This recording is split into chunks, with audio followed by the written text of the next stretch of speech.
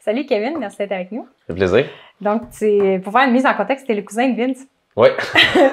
Mais c'est même pas vous deux qui êtes rentrés en contact, c'est un de nos invités qui s'est rendu compte que vous étiez des amis communs à lui, puis ils nous ont... C'est moi qui ai dit, quand je l'ai vu passer, je fais « Ah, c'est le projet à mon cousin », puis là, Okay. puis par après, on a repris contact, là, fait quoi, ouais, c'était quand même très, très comique. Sébastien, en plus, il savait pas non plus à la base. Hein. Ouais, c'est drôle parce que au début, c'est sa blonde à Sébastien, donc Maude Landreville, qui est la présidente d'Hockey Québec, qui est passée à notre podcast. On a commencé à jaser avec elle. Elle m'expliquait que c'est Sébastien Lessard, qui a passé au podcast aussi après, est prof d'éducation physique alternative. Puis là, vous jouez dans la même équipe de rugby. Exact. Est-ce que vous êtes connus comme ça ou vous êtes connus par l'enseignement de l'éducation physique? Non, on s'est connus au rugby. On a commencé au rugby, puis là, plusieurs choses. Puis on parle de nos métiers, puis ces choses-là. Puis c'est là qu'on a commencé à parler qu'on était enseignants tous les deux. Puis là, c'est ainsi de suite. Puis, tu sais, lui, il a fait des cliniques avec le rugby à la FEPEC, puis ces choses-là. Puis moi, ben, de l'autre côté, je participe au rugby, mais pas de la même façon, là, plus dans des clubs ou des choses comme ça.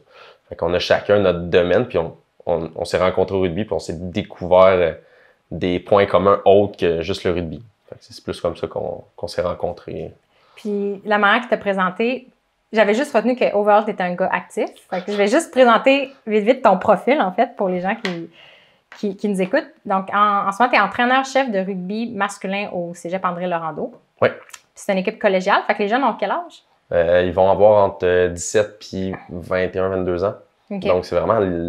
Des fois, ils vont faire entre des 2 ans de cégep à aller jusqu'à peut-être un 4 ans pour certains parce qu'ils ont fait des changements, ces choses-là. Y a-t-il une limite? Bon, ce que je pose ça spontanément, y a-t-il une limite d'âge? Mettons, si j'ai 35 ans, je retourne au collège, j'aurais-tu le droit de jouer? Au cégep, tu as une limite d'âge de 23 ans pour pouvoir jouer. Ils ont fait ça aussi pour ceux qui jouaient comme au football, ces choses-là, pour que les sports soient justes. Là. On va dire, après un certain âge, tu prends en masse musculaire, tu deviens plus un homme. Le jeune de 17 ans, s'il joue contre un 30 ans, c'est pas le même gabarit non plus. Ouais. C'est pour ça qu'il y a eu une limite d'âge. OK. Puis, tu es aussi prof au primaire d'éducation physique, entraîneur dans un gym et animateur de camp de jour. Y a-t-il quelque chose que j'ai oublié? Non, mais je suis athlète aussi. Puis t'es athlète, c'est ça. Puis t'es aussi athlète au rugby. Fait que, bref, je pense que tu me disais tantôt que t'es quelqu'un qui aime pas rien faire. Non, c'est ça. Il faut que je trouve une activité. Puis honnêtement, c'est une des raisons pour que je fais le camp de jour, c'est que ça prend les 2 mois que j'ai de congé d'école pour me faire bouger. Puis en même temps, ça me fait découvrir des nouveaux jeux. Ça me fait travailler puis m'améliorer dans des interventions avec les jeunes, tout ça. Fait que, en même temps, j'apprends, je m'amuse, puis ça occupe mon été. Fait que, disons que mon horaire est assez canné de bouger toute la semaine. Ouais, parce que t'es pas vieux, là, t'as 29 ans. Ouais, je m'en vais sur mes 29 ans. Mais t'es quand même plus vieux que la moyenne des animateurs de camp de jour, puis les gens se me demandent, genre. Ouais, c'est ça. C'est quand, ça fait une différence. On va dire cet été, j'ai travaillé avec du monde qui avait peut-être 18 ans. Fait que là, j'ai comme une décennie de différence avec eux. Fait que, des fois, c'est drôle, mais d'autres fois, c'est un bagage différent. J'anime pas de la même façon qu'eux. J'ai un aplomb qu'ils ont pas, mais d'autres fois, c'est aussi le fun parce que ça me fait rappeler des choses que je faisais à 18-20 ans en termes soit d'activité ou juste en façon d'être. Fait que entre guillemets, ça me garde jeune sans le vouloir. Là. Ben oui. Puis comme tu dis, ça doit, comme au niveau des jeux, comment de génération en génération, les jeunes n'ont pas les mêmes jeux. Non, c'est ça. On n'a pas les mêmes activités. Puis il y a des jeunes, puis même pour les animateurs, je prends l'exemple, on parlait de vidéos avec des jeunes, puis là, l'animateur me regarde, il fait comme, il y a ça, je suis comme, imagine si toi tu te poses la question, moi comment je me pose la question, mais c'est la même chose dans les jeux, là, ils ont des passions différentes. Quand j'étais au primaire, on tripait sur certains jeux de ballon, le ballon chasseur avec un ballon qui pince, c'était normal. Maintenant, c'est comme, il y en a quelques-uns qui le font, il y en a d'autres qui le font moins. On emmenait nos jeux de la maison pour jouer. Maintenant, c'est comme plus difficile de les emmener dans l'école, mais c'est un peu tout ça. Puis ben, des fois aussi, les sujets de conversation avec les jeunes, là, tu réalises qu'on a pas les mêmes sujets de conversation au même âge, là. Moi, je parlais de Lego puis de Pokémon à mon âge. C'est quoi les sujets hot dans une cour de primaire aujourd'hui? Ben, maintenant, ils sont capables de voir tout sur Internet, fait qu'ils peuvent parler de tout, sauf que des fois, tu les entends parler puis tu sais comme, OK. Ça, t'aurais pas dû voir ouais, ça. Ça, je pense qu'il y a un contrôle parental qui manque sur la... J'ai eu une conversation de moment donné, puis la dernière journée d'école, c'était juste avant la Saint-Jean, puis là, il était comme, là, tu t'en vas fêter demain? Je suis comme, ben, je vais voir des amis, oui. Puis là, c'était sûr que je partais sur une dérape. Puis j'étais comme, mais non. Puis là, ils me disent, c'est parce que t'as pas de plaisir? Je suis comme, mais ça n'a pas de lien, là. Mais pour eux, c'était normal. C'était ça, parce que sûrement dans ce qu'ils voyaient, c'était ça. J'étais comme, OK. Je peux pas croire que ce qui était interdit, nous, au secondaire, c'était South Park. Je me rappelle, là, dans le temps qu'on allait s'acheter de la slush au dépanneur, la marque Slush, là, avec leur pub pas possible. Oh, oui. Puis là, il y avait des petits porte-clés South Park, tu sais, en mousse, là. Je sais pas si tu t'en rappelles. Oui. Puis c'était interdit d'avoir South Park à l'école parce que c'était tellement vulgaire. Mais j'ai l'impression qu'aujourd'hui, notre niveau de sensibilité a tellement changé, là. Mais il y a des choses que c'est super sensible, puis il y a d'autres choses qu'on l'est pas. Mais genre, pour les jeunes, tu sais, maintenant, quand ils regardent, ils font des TikTok, ils voient Instagram, tout ça, ces genres de jokes-là, ils les prennent tout au premier degré, fait qu'ils sont... Mais les adultes, en reste, sont comme, oh, OK, non, il faut pas qu'ils entendent ça, là. Mais eux, des fois, ils comprennent pas le double sens qu'il y a derrière. Fait que au moins, il y a ça encore qui n'a pas changé. Ouais. Fait que là, qu'est-ce qui est trendy en termes d'activité physique dans les cours d'école? Parce que tantôt, on a dîné, dans le fond, puis que le cousin habite, on s'est dit, on va se faire une mise à jour. Fait que pendant qu'on dînait, j'étais curieuse de savoir à quoi les enfants jouent en ce moment. Nous, on a vécu les POG, que j'en ai retrouvé dans des ventes de garage, que j'ai encore. Mais sinon, ballon poire, tu me disais que c'était c'est ça, tu sais. Ballon poire, il y en a beaucoup qui vont en faire. Après ça, soccer. Je trouve que dès qu'il y a un terrain de soccer ou basketball, je te dirais que la plupart des activités vont varier en fonction de l'école. Okay. Si l'école a un trending basket déjà dans son école, mais ça va être plus facile d'en avoir sa cour de récréation. Okay.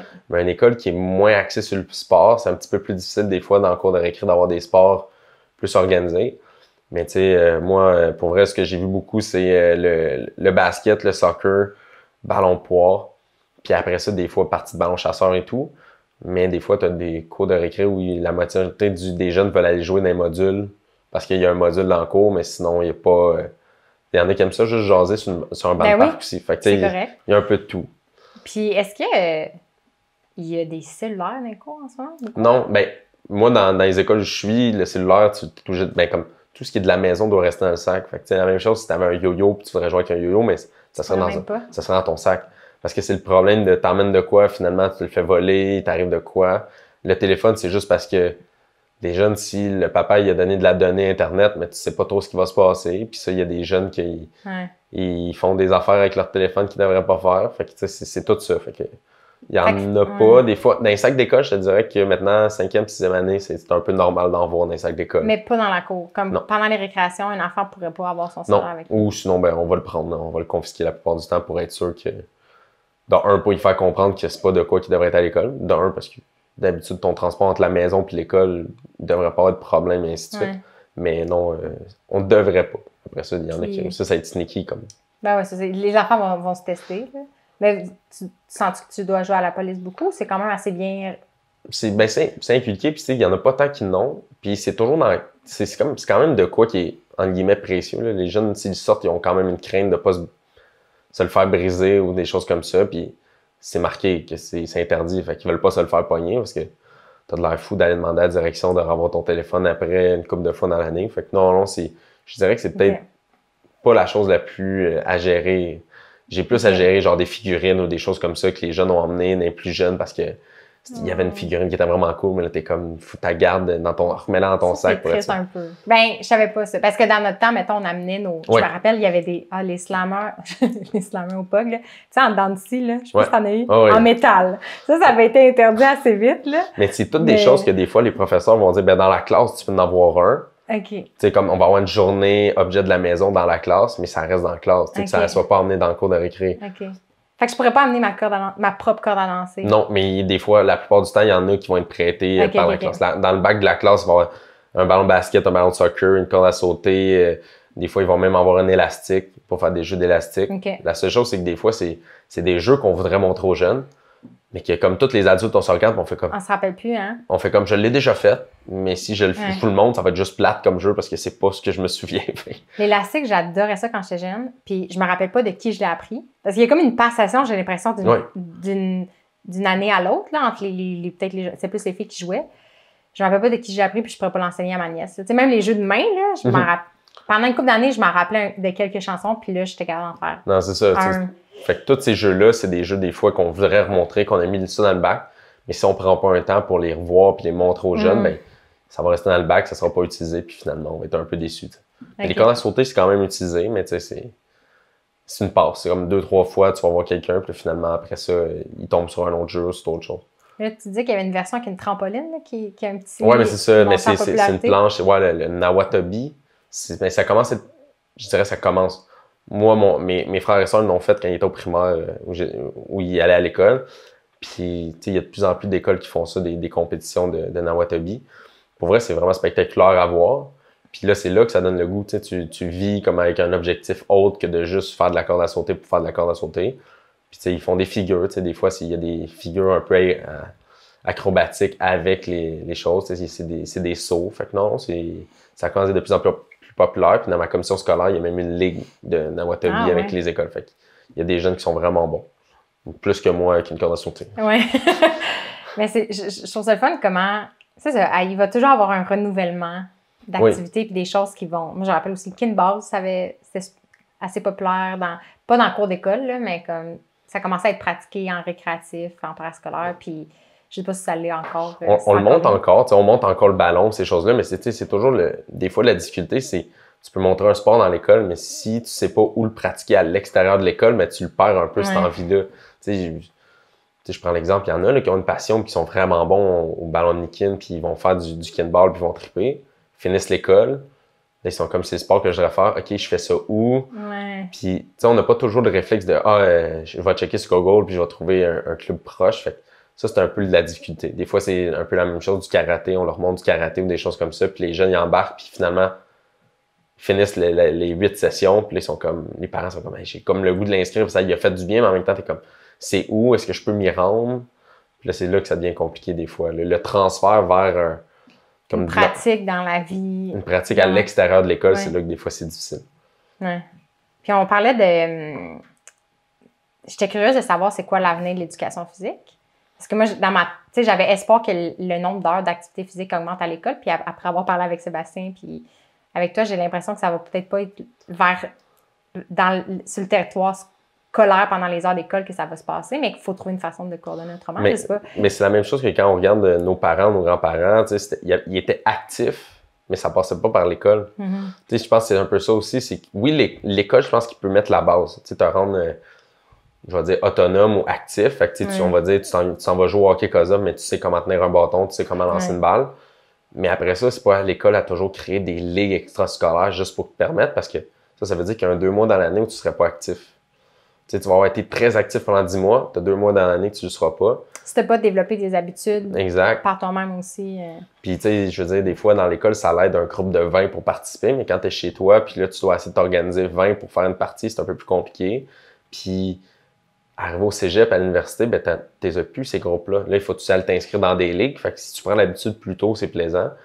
Puis, tu sais, moi, c'était ce qui était le plus formateur, c'est quand je faisais du sport à l'extérieur de l'école, parce que là, tu te crées un cercle d'amis qui n'est pas à l'école, puis que tu as un intérêt commun.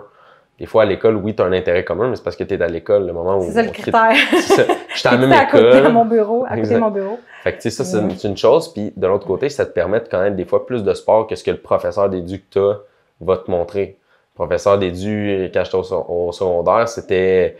On faisait une étape de piscine, une étape de volleyball, une étape de hockey cosium, puis comme une étape où on allait sur le gazon, on faisait un peu de course puis du soccer. Mais là, t'es comme... J'aime pas ces 4 sports-là, je fais quoi? Fait que, puis, OK, j'ai aimé la piscine, mais moi, j'ai pas de piscine proche de chez nous, municipale. Où je peux m'inscrire? Fait que c'est un peu ça. T'sais, moi, je l'ai vécu en France où la famille qui m'avait accueilli, il travaillait comme éducateur en rugby, puis lui, il allait à l'école avec des pamphlets, puis il disait, si vous voulez que je fasse des ateliers, je peux venir. Puis après ça, ben, les jeunes étaient comme, OK, ben, c'est une fédération sportive. C'était un club sportif de la ville qui allait venir s'intégrer dans l'école. Puis après ça, ben, les jeunes, ils pouvaient venir se réinscrire dans le club. Fait que, ça crée une certaine synergie là-dedans. Puis c'est là que c'est le fun, c'est que le jeune, quand il sait où il peut aller s'inscrire, puis des fois, il connaît aussi un intervenant de la place, mais c'est plus le fun. Là, il se dit, OK, puis il part. Puis ça, je trouve que c'est peut-être de même que c'est comme ça que le sport va prendre plus de place, ou l'activité physique en soi. Si tu restes dans les structures scolaires, ben tu peux développer jusqu'à un certain potentiel, mais à un moment donné, on va se battre avec les autres à avoir du temps ou à avoir de l'énergie. Tandis que si tu vas avec l'extérieur, oui, c'est du temps pour les parents à s'organiser dans un horaire, de faire le taxi, de pouvoir être là. Mais si tu sais que je prends l'exemple, ton enfant, il faut qu'elle fasse un cours de natation, c'est 1 heure, tu le laisses là, puis si toi, c'était ton heure d'aller t'entraîner, tu vas t'entraîner en même temps, puis tu reviens après. Puis, fait que c'est plus comme ça. C'est plus de cette façon-là, je pense que l'activité physique va reprendre la place. C'est juste qu'il faut que ça devienne un réflexe, ce que c'est pas en ce moment de vouloir s'inscrire autant. Oui. Mais c'est ça, quand j'ai demandé, est-ce que tu penses qu'on va en arriver? Parce que dans ma tête, c'est ça l'idée, c'est de dire que tous les enfants vont bouger 1 heure par jour. Ouais. Ben, tu me disais que c'est déjà ça parce qu'ils comptent les temps de ouais, les rentrée, récréations, dîner, le cours d'éducation physique. Mais je pense que si ils sont inscrits à une activité comme après l'école, peut-être pas en lien avec l'école, mais ça permet d'augmenter ce temps-là. Puis ça permet des fois aussi d'être compétent dans des nouveaux sports. Puis là, tu as le goût de le montrer à tes amis. Regarde, c'est ça le sport que je fais. Puis là, ça devient comme une dynamique différente un peu. Puis là, après, le prof d'édu, s'il voit qu'il y en a 8 qui sont bons dans un sport qui n'osait pas trop montrer, mais il va peut-être être plus partant cette année-là à le montrer parce que tout le monde est bon là-dedans. Puis à impliquer les jeunes. Oui. C'est vrai. Puis on dirait que ça m'a vraiment fait réaliser que, tu sais, souvent quand quelque chose... Quand avec l'école en ce moment, je me dis, les jeunes devraient apprendre ça à l'école, puis ça à l'école, puis ça à l'école. Puis là, tu te dis, OK, mais réalistement, comme l'école ne peut pas juste pacter encore plus de choses dans le curriculum. Tu sais, il faut faire des choix. Fait que cette heure-là, est-ce que tu fais passer plus de temps aux enfants à l'école, finalement, dans leur journée? Est-ce qu'ils vont juste rester encore plus longtemps à l'école? Ou est-ce que, comme tu dis, ils peuvent apprendre un certain lot de matière à l'école puis passer du temps aussi à la maison d'une autre façon? Mais moi, je pense qu'il y a beaucoup de choses qu'on a rentrées dans l'école qui étaient à l'extérieur de l'école avant, qu'on a comme pris par habitude de dire « Ah, mais l'école peut leur montrer. » Tu sais, je veux dire, juste le savoir-vivre, tu sais, comment être capable de se parler à des gens. Mais, moi, mes parents me l'ont dit, tu dis merci, tu dis demande s'il vous plaît, c'est pas le professeur qui devrait te le montrer. Puis l'autre chose que je vois aussi, c'est que si tu joues avec ton jeune à chaque soir, tu lui donnes du temps d'activité physique, puis tu vis une relation que moi, je peux pas vivre avec ton enfant. Fait que, tu sais, ça aussi, si c'est un peu comme un repas, ton repas préféré, la plupart du temps, c'est parce qu'il est relié à un souvenir. Mais c'est un peu la même chose. Si l'activité physique, c'est relié à de quoi de le fun, puis c'est pas relié au test bip-bip en éducation physique, tu sais, si tu fais comme, c'est quoi tes souvenirs c'est quoi tes cours d'édu? J'aime pas la course, pourquoi? Ben, c'est le bip-bip, ouais, c'est pas la même chose. Si c'est la course, c'est genre, je vais courir 5 km avec mon père, puis après ça, il y a la crème glacée ou il y a des choses comme ça, ben, ça crée un moment joyeux, puis c'est ça qui est le fun. Puis ça, je pense que la maison peut l'offrir plus que l'école. L'école, oui, on a des beaux souvenirs à l'école, mais à la maison, on peut vivre des souvenirs qui sont intéressant. Puis passer du temps avec ses parents pour faire du sport, c'est vraiment nice parce que, tu sais, moi, je l'ai vécu, jouer sur la même glace que mon père, je trouvais ça comme un moment marquant, mais ça n'aurait pas arrivé si j'avais pas fait de sport. Puis, tu sais, on vivait de la même passion. Fait que, tu sais, des fois, le parent veut transmettre sa passion, puis c'est une façon saine des fois, d'autres fois, ça l'est moins, mais ça peut être une belle façon de faire bouger le jeune, passer un temps avec, jaser. Plus facile de jaser quand tu fais une activité. Que de juste regarder. Exact, on est assis, puis là, on se regarde, puis là, bon, comment a été ta journée? OK. C'est 1 heure, pas de technologie aussi autour de soi. Tout ça, c'est des plus, je trouve. Puis, tu parlais de jouer au hockey avec ton père, mais initialement, je pense que ça ne te tentait pas de jouer au hockey? Non, c'est ça. Mais quand j'ai commencé à 9 ans, puis comme à 8 ans, mon père était comme, OK, là, il faudrait que tu commences le hockey, puis ça faisait peut-être même plus 1 an, il était comme, là, il faudrait que tu essayes, puis là, j'étais comme, ah non, je veux pas, puis là, j'étais asthmatique. Tu voulais pas le hockey ou le sport en général? Le sport en général m'intéressait pas plus. Tu sais, j'aimais genre en éducation physique, mais c'était juste ça. Puis j'étais comme, je suis pas tenté. Puis, tu sais, il continuait à m'interpeller. Puis à un moment donné, j'ai dit, OK, je vais le faire. Mais à ma première pratique, j'avais regretté déjà ma décision parce que je faisais une crise d'asthme après les 5 premiers coups de patin. Je tapais dans la baie vitrée. J'étais comme, papa, je veux sortir. Puis finalement, tu sais, avec l'habitude. Puis tu sais, j'ai eu un coach, pour vrai, le coach, il regardait mon père, il a fait, regardez, moi aussi, mes enfants sont asthmatiques, je vais m'en occuper, puis tout ça. Puis, tu sais, après ça l'a aidé, tu sais, j'ai trippé, puis finalement, j'ai fait du sport-études de hockey, j'ai continué. Ah ouais, OK. Fait que, tu sais, je n'ai fait longtemps du hockey. Puis quand j'étais arrivé à l'université, c'est là que genre je déménageais pour Sherbrooke. J'étais comme, bof, redescendre chez moi pour jouer au hockey. J'étais comme, puis retourner à Sherbrooke, ça faisait une nouvelle structure à apprendre. J'étais comme, oh, j'étais moins tenté. Puis c'est là que j'ai trouvé le rugby en soi. J'avais des amis qui l'avaient essayé, puis j'avais comme une piqûre pour le vouloir faire. Mais à la base, le sport puis moi, ça faisait vraiment deux. Là. Moi, j'étais devant des livres, j'étais très bon devant les livres, mais devant le sport, ça me tentait pas plus qu'il fallait. Puis finalement, ça m'a. Puis je pensais que si tu m'avais raconté là, que tu étais un enfant turbulent et que tu n'aimais pas l'école avant, je ne sais pas pourquoi je t'aurais cru. J'ai fait, ah, OK, tu sais, je me disais, il s'est défoulé dans le sport. Tu sais, je me disais, ça serait une histoire qui ferait du sens de dire, ah, je me sens bien sur un terrain. Mais finalement, comme tu disais qu'il était super studieux. Ouais, non, c'est ça. Mais à l'inverse, ça l'a emmené, genre, une manière de se défouler. Parce que, tu sais, oui, j'étais studieux, mais tu sais, c'est dans les livres, c'est le cerveau qui travaillait beaucoup. Puis je travaillais, on m'avait comme un peu inculqué, tu sais, de me dire, ah, tu peux pas faire de sport à cause de ton asthme, tout ça. Fait que ça me créait comme un stress. Puis finalement, tu sais, j'ai commencé à performer, j'ai commencé à ressentir que j'étais capable de donner autant que quelqu'un d'autre parce que je faisais de l'as, ça changeait rien. Puis tu sais, ça a développé des traits de personnalité que j'avais peut-être moins, tu sais, j'avais pas une tendance d'envie à être le premier à parler devant, j'étais plus comme, j'étais réservé, les autres parlaient, j'étais comme, je faisais des signes de tête. Mais quand tu joues dans le sport, t'es obligé de t'affirmer, t'es obligé de prendre ta place, fait qu'à la longue, tu crées ces traits de personnalité-là, fait que, genre, à la base, j'étais très réservé. Je pense que si tu avais rencontré le Kevin d'il y a plus de 10 ans, tu aurais été surprise. Mais là, non, j'ai pris ces traits-là par le sport. Puis honnêtement, juste mon asthme, c'est le jour pleine nuit entre ce que j'étais quand j'étais jeune puis maintenant. Ça s'est amélioré? Oui, oui. Quand, je pense jusqu'à mes 10-12 ans, j'allais au moins 1 à 2 fois par année à l'hôpital pour des crises d'asthme. Puis genre jusqu'à mes 7-8 ans, je pouvais y aller 1 fois par mois. Fait que là, maintenant, j'ai pas été depuis que j'ai 18. Okay. 18 ans, c'est ma dernière crise d'asthme. C'est un moment très marquant. J'ai fait comme je ne veux plus y retourner parce que j'ai eu une crise d'asthme, mais à Noël. Fait que tu sais, quand tu passes Noël, puis c'est le Père Noël de l'hôpital qui vient te donner un cadeau, t'es comme, ouais, non, je vais m'organiser pour plus l'être. Fait que je prends bien mes médicaments, puis je m'entraîne beaucoup, puis je fais toute attention. Mais c'est fou à quel point c'est le jour pour la nuit. Fait que, tu sais, moi, c'est un gag que je fais dans mes cours d'édu. Je fais, bon, qu'est-ce qui peut vous empêcher à faire du sport? Puis là, il y en a tout le temps un. L'asthme. Là, je fais comme je fouille dans mes poches, là, je sors ma pompe, je fais comme non, c'est pas une raison. Mais tu sais, c'est vrai que si on te crée un pattern de dire, un peu comme je disais, tu sais, si ta course, c'est le test bip-bip, ou que ton sport, c'est d'être essoufflé puis de toujours courir après ta pompe parce que tu as l'impression de te respirer dans une petite paille, mais c'est sûr et certain que c'est pas attirant. Mais de vivre des petites victoires, des petits jeux, des choses que t'aimes, c'est là que c'est le fun. Puis moi, c'est une des choses qui a fait que j'ai passé de détester le sport à triper sur le sport. Puis est-ce que les recommandations pour les enfants asthmatiques aujourd'hui ont changé par rapport à ce que toi, tu te faisais dire avant?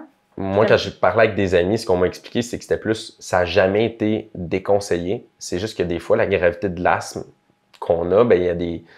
Dépendant de comment on le contrôle, ben, il y en a qui ont comme des réticences, mais c'est pas vraiment un interdit. À l'inverse, on encourage le plus possible. Puis, les athlètes de haut niveau, la majorité ont de l'asthme. Ils ont de l'asthme de l'effort parce qu'ils demandaient à trop demander à leur corps, ils ont. Puis, moi, je l'ai découvert par après, mais on va dire l'ancien détenteur du plus de médailles d'or, Mark Spitz, qui était en natation, c'était un asthmatique. Okay. Il a gagné 7 médailles d'or dans un même Jeux olympiques. Fait que tu fais comme, bon, mais si lui est asthmatique puis il est capable de faire ça, ben théoriquement, il y a comme pas d'arrêt. Ouais. C'est juste que c'est pas de quoi qui est très propagé de dire, OK, là, on a tel athlète qui ont telle maladie, un peu comme Max Domi qui a diabète de type 1, si je me trompe pas, ben si tu sais que c'est un lui... athlète de quoi? Lui, c'est un joueur de hockey pour le Canadien, mais lui, en tant que tel, avec cette maladie-là, quand tu le sais, ben ça motive d'autres jeunes à le faire. Tandis que si on te dit, ça peut être risqué, puis que t'as pas de modèles qui peuvent te dire le contraire, mais c'est plus... Ou d'adultes qui... Tu sais, c'est vrai que si ton coach avait non, pas su c'était quoi, peut-être qu'il aurait juste peur parce qu'il aurait pas été inquiet pour toi ou il n'aurait pas su quoi faire si tu avais fait une crise. C'est ça, fait que plus tu as du monde qui a encore de la bonne façon qui pousse, plus c'est le fun. Puis l'asthme, pour vrai, c'est si tu prends bien tes médicaments, théoriquement, c'est pas un frein. C'est juste que il faut que tu saches bien les prendre, faire attention, connaître tes symptômes ou comment c'est en train de réagir. C'est plus ça des fois que quand tu es jeune, tu le réalises moins. Plus tu vieillis, plus tu es une meilleure conscience corporelle, en fait, ce que le sport amène. Oui. Puis j'ai l'impression que quand on commence à faire du sport, on voit notre corps différemment parce que tu te rends compte qu'il faut qu'il soit en forme pour te permettre d'accomplir ce que tu veux accomplir. Exact, oui. Puis Puis je prends l'exemple de juste avoir mal. Tu as mal au dos, tu sais que ça va te nuire à ton sport ou dans ton activité. Tu vas faire comme, OK, mais je vais trouver les moyens pour le soigner. Tandis que quand tu es quelqu'un des fois un peu moins sportif, mais tu te dis juste, ben, je vais le reposer ou je m'en vais chercher une Tylenol, je m'en vais chercher une crème. Mais tu sais que c'est un plaster. Puis tu sais, comme quand ou t'espères que ça se règlement de cette façon-là, tu sais, mais... Tandis que quand tu es en performance ou tu fais des sports, des activités, tu te dis, OK, mais si j'ai mal dans le dos, je me mets de l'antilogestine, je sais que ça va être bon, genre, dans les 30 prochaines minutes, mais demain, je vais le ressentir encore. Fait qu'il faut que je trouve d'autres solutions. Puis c'est une des choses, moi, avec l'AS que j'ai pris, là, à vraiment avoir ma routine de médicaments puis de tout le temps faire attention à cause de ça. Mais c'est fou, avec le confinement, nous, notre gym a fermé, puis fermé pour de bon. Là, dans le fond, ils ont liquidé leurs choses, ils ont vraiment fermé. Puis je me sens vraiment coupable, mais j'ai comme pas réintégré d'activité. Ce que je faisais au gym, je l'ai pas repris à la maison. Je pensais que ça allait me tenter, mais finalement, j'ai réalisé que même moi qui est casanière, à un moment donné, j'ai envie de changer d'air, puis que je peux pas tout faire dans nos canaux. Puis j'ai pas encore appliqué une autre alternative, mais j'ai commencé à avoir, j'ai jamais eu ça de ma vie, mais des tensions dans le bas du dos. C'est comme ça, quelques semaines après avoir arrêté le gym, dans le fond, là, puis de ne pas avoir fait, mettons, mon yoga puis mes étirements après. Puis il y a une partie de moi là, qui se dit « Ah, ça va passer ». Tu sais, je comprends cette mentalité-là que si on fait beaucoup de travail d'ordi, tu te dis genre « Ah, ça va passer » puis tout. Puis là, je me dis « Il va falloir que pas que je me reprenne en main, mais... » Parce que cette mentalité-là de résolution, c'est traître aussi, là, de se motiver pour 3 semaines, puis après, ça plante... Ou tu vas faire tes étirements, ça a disparu, tu fais bon, j'ai réglé mon problème. Puis là, ça recommence, c'est ça que ça recommence. C'est le style de vie, le problème. Exact. Pas le... Puis avec le confinement, c'était un des plus grands défis. Là. Ouais. Dans tous les domaines où on devait bouger, ça devenait un défi parce que là, tu te dis, OK, je vais bouger. Là, tu te trouves une journée que ça te motive un peu plus. Là, finalement, avec l'horaire de la journée, ça joue un peu dans ton sommeil. Tu arrives la journée d'après, tu es comme, ouais, donc finalement, aujourd'hui, ça me tente plus. Fait que c'était plus compliqué de garder une motivation. Comme pour toi, t'entraîner pour toi, c'était plus difficile. Puis tu me racontais aussi que ça m'a vraiment surpris que les gens qui faisaient de la course, il y en a beaucoup qui ont aussi arrêté parce que des fois, la motivation, c'est de participer à une certaine compétition ou à un marathon. Puis si ça, c'est plus là, des fois, la motivation, elle tombe. Non, puis tu t'en as même des fois, on va dire, il y en a qui le publient sur Internet, qui s'entraînent pour que le monde le voit ou pour se dire, OK, je l'ai fait. Un peu comme...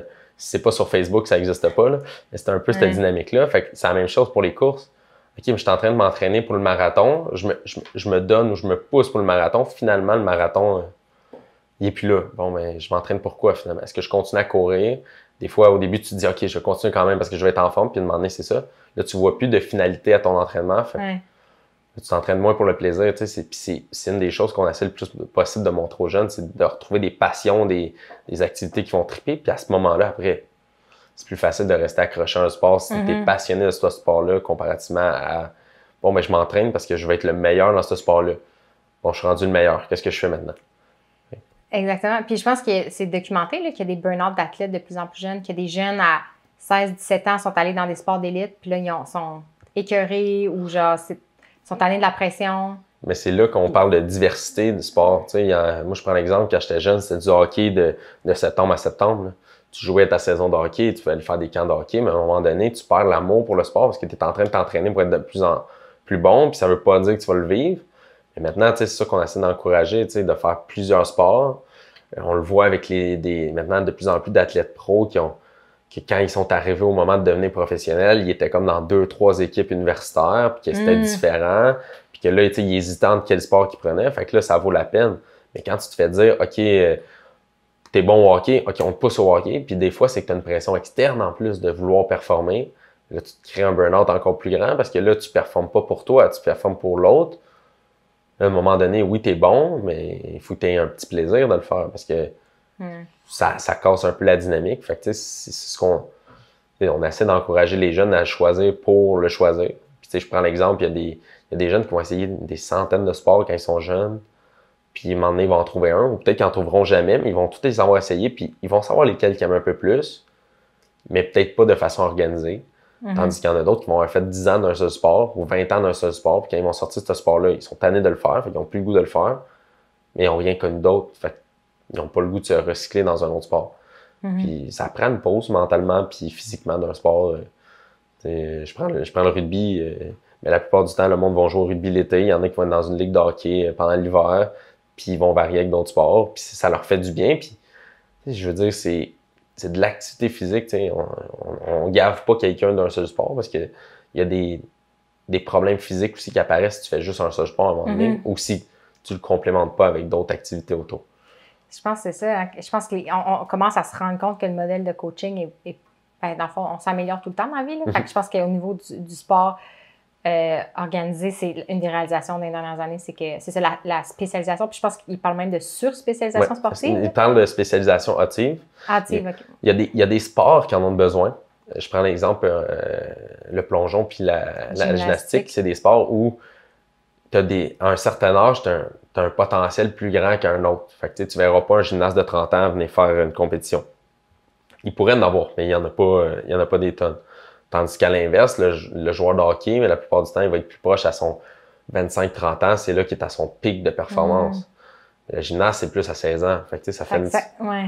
Mais c'est pas parce que tu gaves un jeune de 5 ans à 25 ans qu'il va être meilleur que si tu l'avais fait vivre plusieurs sports. Puis même si c'est l'inverse. Il a vécu plusieurs sports, il a développé des habiletés qu'il va pouvoir réutiliser dans ce sport-là, même s'ils ne sont pas principales.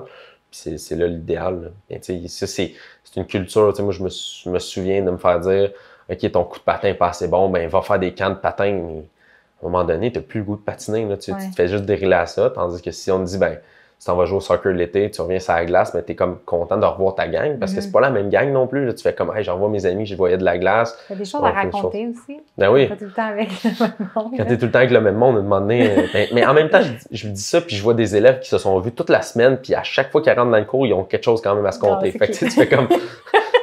Des fois, tu fais comme préparez pas votre fin de semaine, là. Vous allez vous voir plus tard, là, mais c'est un peu ça.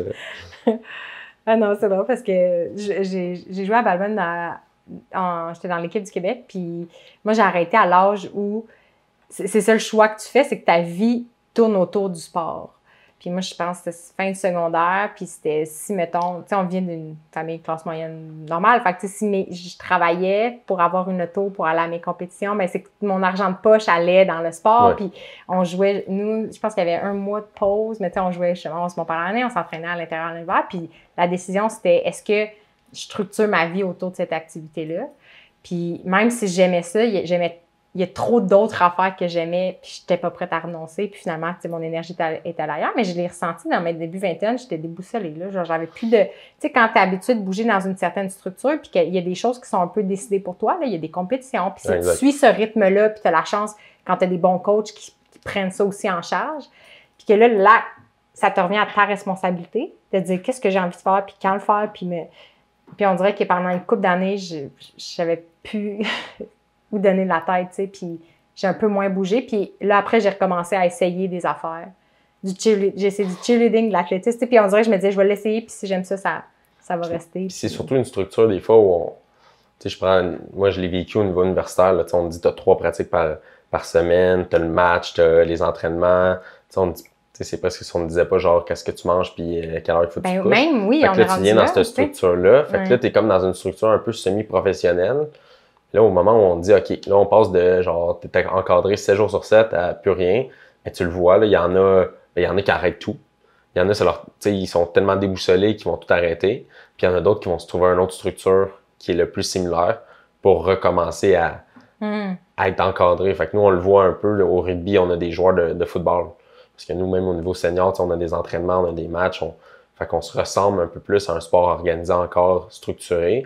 Fait que des fois, on a des athlètes qui apparaissent, qui sont là juste parce qu'ils ont passé d'un modèle où il y avait de la structure, puis là, ils font comme j'ai le goût de la vivre encore.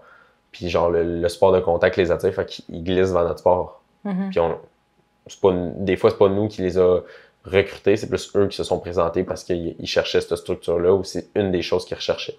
Fait que toi, quand t'es allé à Sherbrooke pour tes études, c'est-tu ça que le rugby... T'as-tu commencé à jouer au rugby tout de suite après l'âge? À ma 2e année d'université, j'avais des amis dans mon bac, des filles qui jouaient. Puis là, j'ai fait, bon, je vais m'essayer l'année d'après.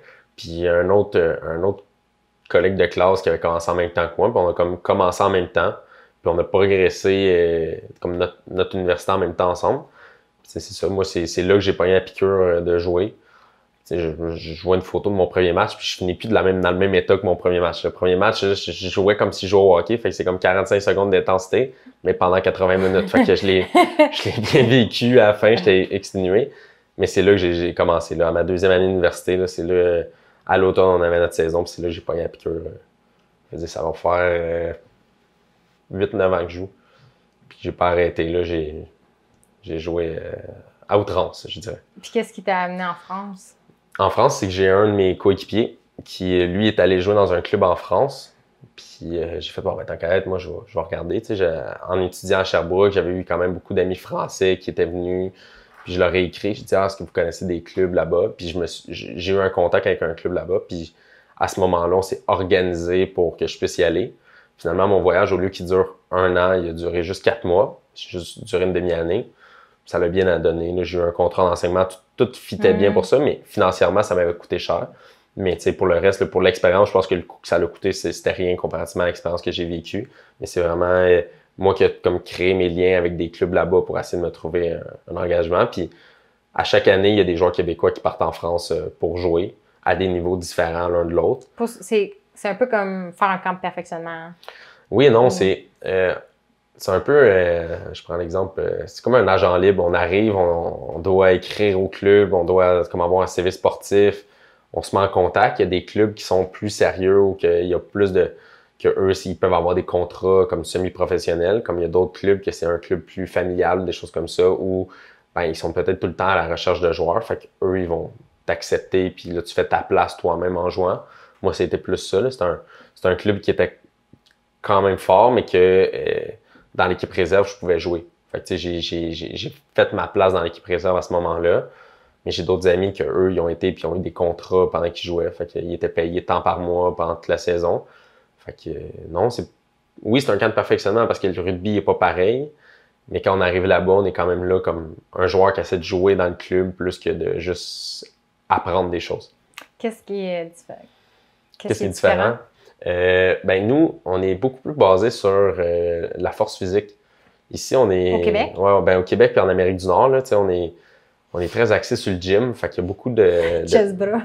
Mais oui, mais je prends l'exemple, au niveau universitaire, t'en as beaucoup qui c'est des armoires à glace qui s'entraînent beaucoup pour ça. Puis t'en as d'autres à l'inverse qui ont une bonne génétique. Tandis qu'en France, mais tu commences à 4 ans, à 5 ans à jouer au rugby. Fait que, tu sais, comme côté dextérité dans le jeu, c'est normal pour toi d'avoir un ballon dans les mains et de faire une passe. Nous, des fois, on s'est basé sur nos aptitudes physiques. Je cours vite. Quand je rentre au contact, je suis tout le temps en train de gagner mon contact. Ben, je me base là-dessus. Tandis qu'en France, ben, t'as pas toujours été costaud. T'as pas toujours été rapide. Fait que tu t'es basé sur ta technique.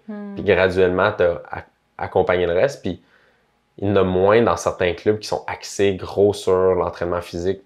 Fait que il y en a qui l'aiment bien gros, l'avant-trèche après le match ou qui vont... L'avant-trèche, genre de la viande, là, ils vont quitter notre affaire ou qui vont manger à outrance quand on va arriver au souper du vendredi. Mais à l'inverse, quand ils vont arriver sur d'autres, il y en a d'autres qui vont être au gym quand même. T'sais. Fait que t'as un peu des deux, mais leur plaisir de jouer, c'est rendu comme routinier. Pour eux, c'est un peu comme le hockey. Nous, ici, le hockey, on le commence tôt, puis qu'à la fin, t'as du monde qui est bon, peu importe l'âge, où c'est normal d'avoir un bâton dans les mains de fan passe. Mais c'est un peu la même chose avec un ballon de rugby ou des fois avec un ballon de soccer. Mm-hmm. Toi, t'es quel genre de joueur? Je cours vite. OK. Ça fait quoi sur un terrain, un joueur qui court vite? Ben, en tant que tel, la position que je joue, c'est... je suis deuxième centre, fait que c'est comme ce qu'on identifie comme le numéro 13. La plupart du temps, je suis Parce que, excuse-moi, les numéros, c'est les positions. Exact, oui. Ce qui n'est pas le cas dans d'autres sports. Non, c'est ça. Nous, ça a été instauré comme ça, puis ça a toujours resté. Okay. Fait que c'est assez facile. On va dire comme, si je ne me trompe pas, Seb, c'est un numéro 1 ou un numéro 3, puis moi, je suis un numéro 13. Fait qu'on n'a pas la même job sur le terrain. Okay. Mais moi, mon travail, la plupart du temps, là où je vais jouer, c'est que nous, on est les arrières. Fait qu'on c'est un jeu qui est plus rapide. On va essayer d'aller faire des essais sur notre vitesse. Fait que soit je vais sur des jeux où je vais devoir aller prendre un petit espace puis je dois passer dedans, ou à l'inverse, en défensif, je suis dans les postes où on va plaquer beaucoup. Fait que moi, je fais un peu ces deux jobs-là. À l'inverse, il y en a qui courent plus vite que moi, qui sont à l'extérieur de moi. Fait que eux, quand je leur fais la passe, parce que eux, c'est vraiment parce qu'ils ont une ligne de vitesse. Ou tu as des joueurs comme Seb qui sont plus costauds, puis qu'eux, ils vont avoir plus d'épreuves physiques à faire que moi. Fait que je suis comme dans l'entre-deux un peu. C'est un beau hybride pour le jeu. Ça, c'est qui est beau d'essayer plusieurs sports, c'est que tu te rends compte que chaque sport a une certaine essence, hein, puis demande certaines aptitudes, mais à l'intérieur même, surtout des sports d'équipe, en fait, là, parce que, mettons, au tennis, il y a une position, des fois, à moins que tu joues du double, mais dans des sports d'équipe, chaque position a c'est très particulier de... Puis c'est une des choses que moi j'ai aimé du rugby parce que comme on est 15 sur le terrain, mais on est 15 types différents. Quand tu regardes au niveau professionnel, oui, il y a plus de similarités entre les joueurs, mais comme dans un club, tu cherches un peu de tout, comme de tous les profils. Quand tu joues au hockey, ben, on espère tous avoir genre les 3 mêmes genres en avant, puis les 2 mêmes en arrière, puis ton goaler, c'est celui qui est le plus athlétique, puis qui fait tous les arrêts. Tandis qu'au rugby, tu sais, moi, dans des sports de hockey, je me fais toujours dire que je suis un petit défenseur. Ben, quand j'arrive au rugby, il n'y a personne qui me dit « Ah, t'es trop petit ». Okay. Ben, ils m'ont peut-être dit ça au début, mais finalement, tu sais, les attitudes puis de la façon qu'on joue nous permet des fois de jouer dans un poste qu'on n'était pas comme identifié pour au début. Comparativement qu'au hockey, même si une moment donné, ils vont dire ben il va y avoir certains qui vont te donner une chance, mais ils sont pas tous là. Tandis qu'au rugby, ben on va te trouver une place sur le terrain qui va fitter pour toi puis tu vas avoir du fun à jouer.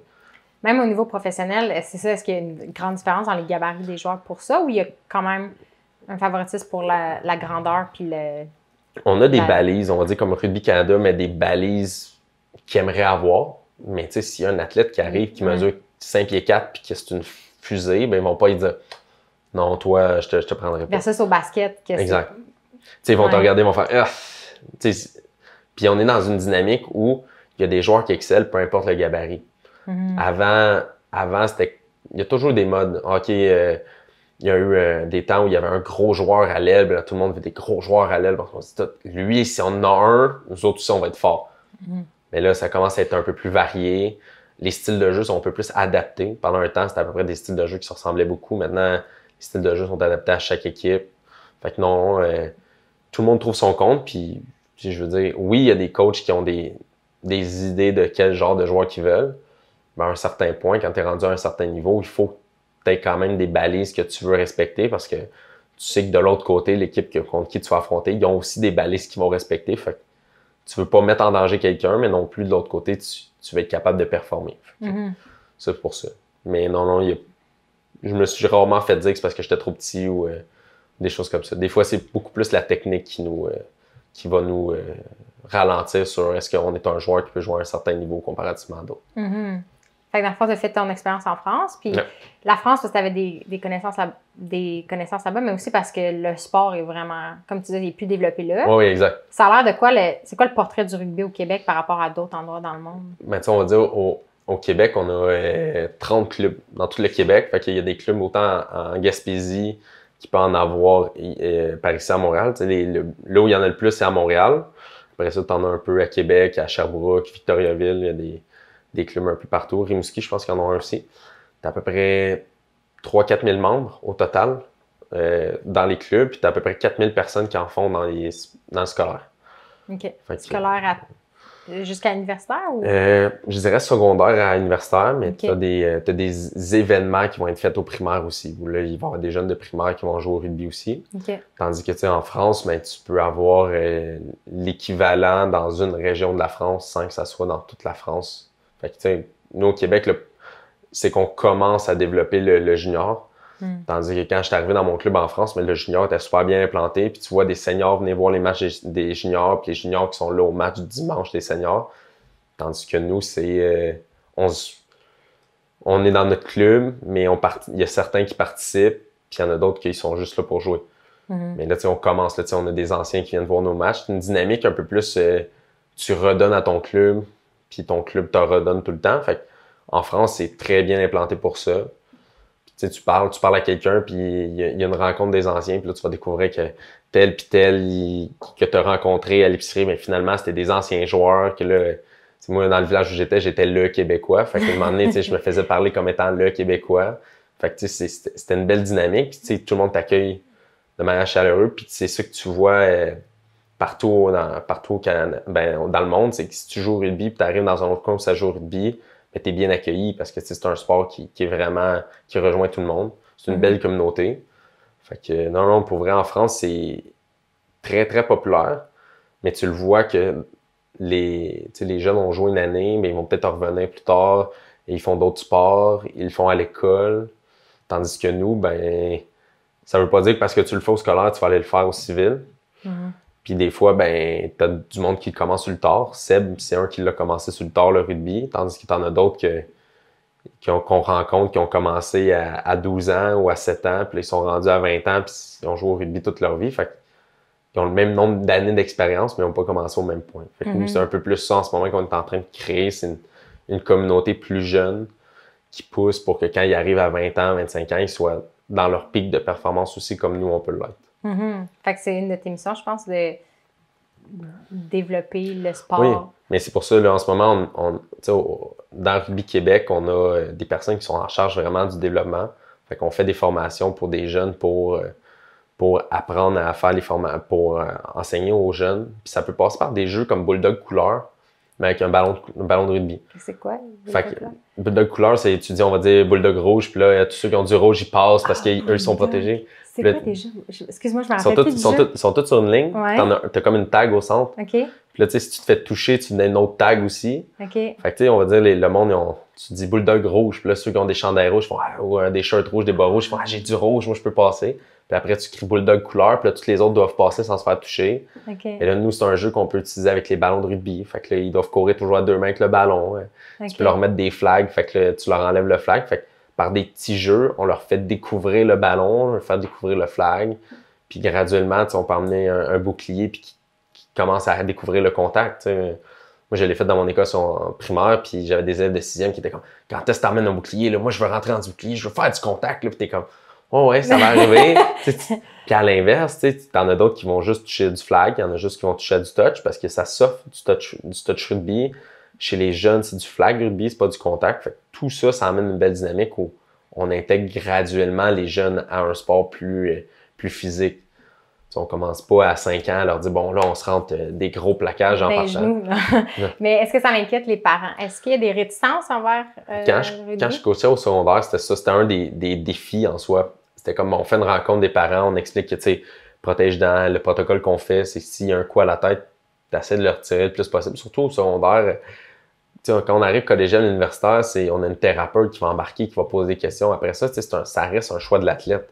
C'est ça qui est difficile, c'est qu'il faut expliquer que moi, je peux bien vouloir enlever l'athlète du terrain, mais si l'athlète il me dit qu'il va bien, puis quand je le vois courir, je le remarque pas, c'est difficile à ce moment-là de dire de s'enlever, le côté compétitif qui embarque. Mais pour les plus jeunes, jusqu'à 12 ans, si je ne me trompe pas, on fait du flag. Après ça, on commence le contact. Il y a des phases du contact qu'on enlève. On parle avec les parents. Puis les parents, la plupart du temps, s'ils nous ont commencé avec le flag, mais là, quand ils commencent avec nous et qu'ils continuent, ben là, ils font comment? Okay. Pendant nos tournois qu'on fait, ben il y a tous les groupes d'âge. Fait que là, même si leurs jeunes jouent au flag, mais ils peuvent regarder à ça ressemble le contact. C'est rassurant. Il y a de l'équipement de protection qui se vend pour jouer au rugby. C'est pas une armure, mais on a un bouclier, des épaulettes qui ont à peu près une petite épaisseur de mousse au cas où. Il y a des casques qui se vendent pour certains. Quand on est plus jeune, des fois, mais les parents vont être portés des fois à l'acheter. D'autres fois, d'autres parents, si on se sent assez en sécurité, ils vont juste acheter le protège-dents. Mais c'est pas... je trouve que la crainte est beaucoup plus dans la méconnaissance. OK, je connais pas le sport, j'ai peur que ça soit... Surtout que la plupart du temps, tout le monde nous dise le rugby, mais c'est du football sans équipement. Ce qui est une définition assez raccourcie. C'est très simplifié de ce qui est le sport. Le rugby en soi, juste le plaqué au rugby, c'est tellement plus sécuritaire qu'un plaquage de football. On y va en étapes, on apprend que la tête, on la met pas dans le plaqué, on la met à l'opposé du plaqué, fait que ça va sur l'épaule, on accompagne la personne au sol. Fait que c'est pas juste comme au football où tu vas avoir 2 personnes qui se rentrent dedans, puis il faut juste que le porteur de ballon il tombe au sol. Si je fais ça au rugby, je suis pénalisé. Fait que si je plaque quelqu'un, il faut que je l'amène au sol. Puis comme j'ai pas d'équipement, mais moi aussi, je veux pas me faire mal pendant le contact. Fait que la plupart du temps, on se place dans des positions pour être confortable. Fait que je trouve que c'est un sport qui est beaucoup plus sécuritaire. Je me suis blessé de façon plus dangereuse au hockey qu'au rugby. Parce qu'au hockey, je peux me faire plaquer le dos. Je voyais pas ce qui se passait. On a des armures. Fait que notre armure nous donne l'impression qu'on est invincible. Fait qu'on arrive pleine vitesse, d'importe quelle façon. Le rugby, je peux pas faire ça. Si je fais ça, c'est sûr certain que mon corps me parle au moment même. Puis le lendemain, je sais très bien que je vais le sentir encore plus. Fait que dans le côté sécurité, je trouve que c'est plus sécuritaire. C'est juste qu'il faut le faire dans une belle progression. Tu peux pas arriver entraînement 1, faire bon, aujourd'hui, on fait un jeu de collision 1 contre 1, puis c'est celui qui reste debout à la fin qui gagne. C'est sûr qu'il va y avoir des blessés. Mais si on y va graduellement, on remonte la technique. Puis c'est un sport qui travaille beaucoup les bases. On est tout le temps en train de réapprendre notre technique de base pour être de meilleur en meilleur à chaque fois. Fait pour ça, je trouve que ça a une dynamique que j'avais pas vue. Au hockey, on fait comme, la première pratique que j'ai fait de contact, on m'a juste dit, aujourd'hui, on fait du contact. J'étais comme, OK. Je fais un plaqué, je suis arrivé face à face avec le gars, puis le coach, il me dit, bravo, bien fait. J'étais comme, moi, je suis étourdi en ce moment, je suis pas bien, mais le coach, lui, c'était bravo. Au rugby, je peux pas faire ça. Mais je pense que même au football, en fait, c'est en train de changer parce que je pense que là, ça commence à ressortir les études sur les répercussions des commotions cérébrales. Puis, il a commencé à avoir beaucoup d'équipes de football, comme la NFL, tout ça, qui ont commencé à s'inspirer du rugby pour les plaqués. Okay. À cause du côté sécuritaire qu'on a plus dans les plaqués. C'est sûr, certain qu'il y a toujours un risque, mais à cause on plaque pas avec la tête devant le contact, mais à côté du contact. Fait que ça commence à se montrer. Il y a des formations de sécurité dans le football qui se fait. La même chose au rugby. En France, ils ont modifié des règlements de sécurité, des règlements de plaqué pour diminuer le danger. C'est sûr, certain qu'à un moment donné, il faut aussi changer de mentalité.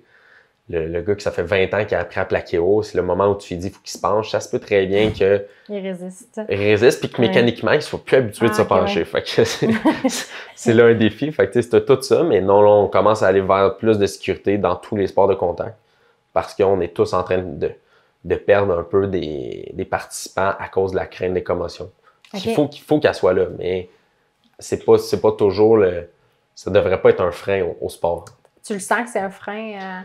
Au rugby, ça l'est par moment. Ça l'est dépendant des expériences qu'on a aussi. Tu sais, si j'ai 2-3 amis qui ont une commotion puis qu'eux, ils ont fini dans légumes ou qui ont eu beaucoup de misère à s'en rappeler, ils ont des mal de tête tout le temps, c'est sûr certain que moi, je me dis pas « OK, je vais continuer jusqu'à temps que je suis plus capable. » Mais il y en a d'autres, ils font une commotion, ils reviennent puis ils ont plus ou moins de symptômes. Fait qu'eux, ils se disent ben, je peux peut-être en prendre un peu plus. » Fait que c'est toujours peser le pour et le contre.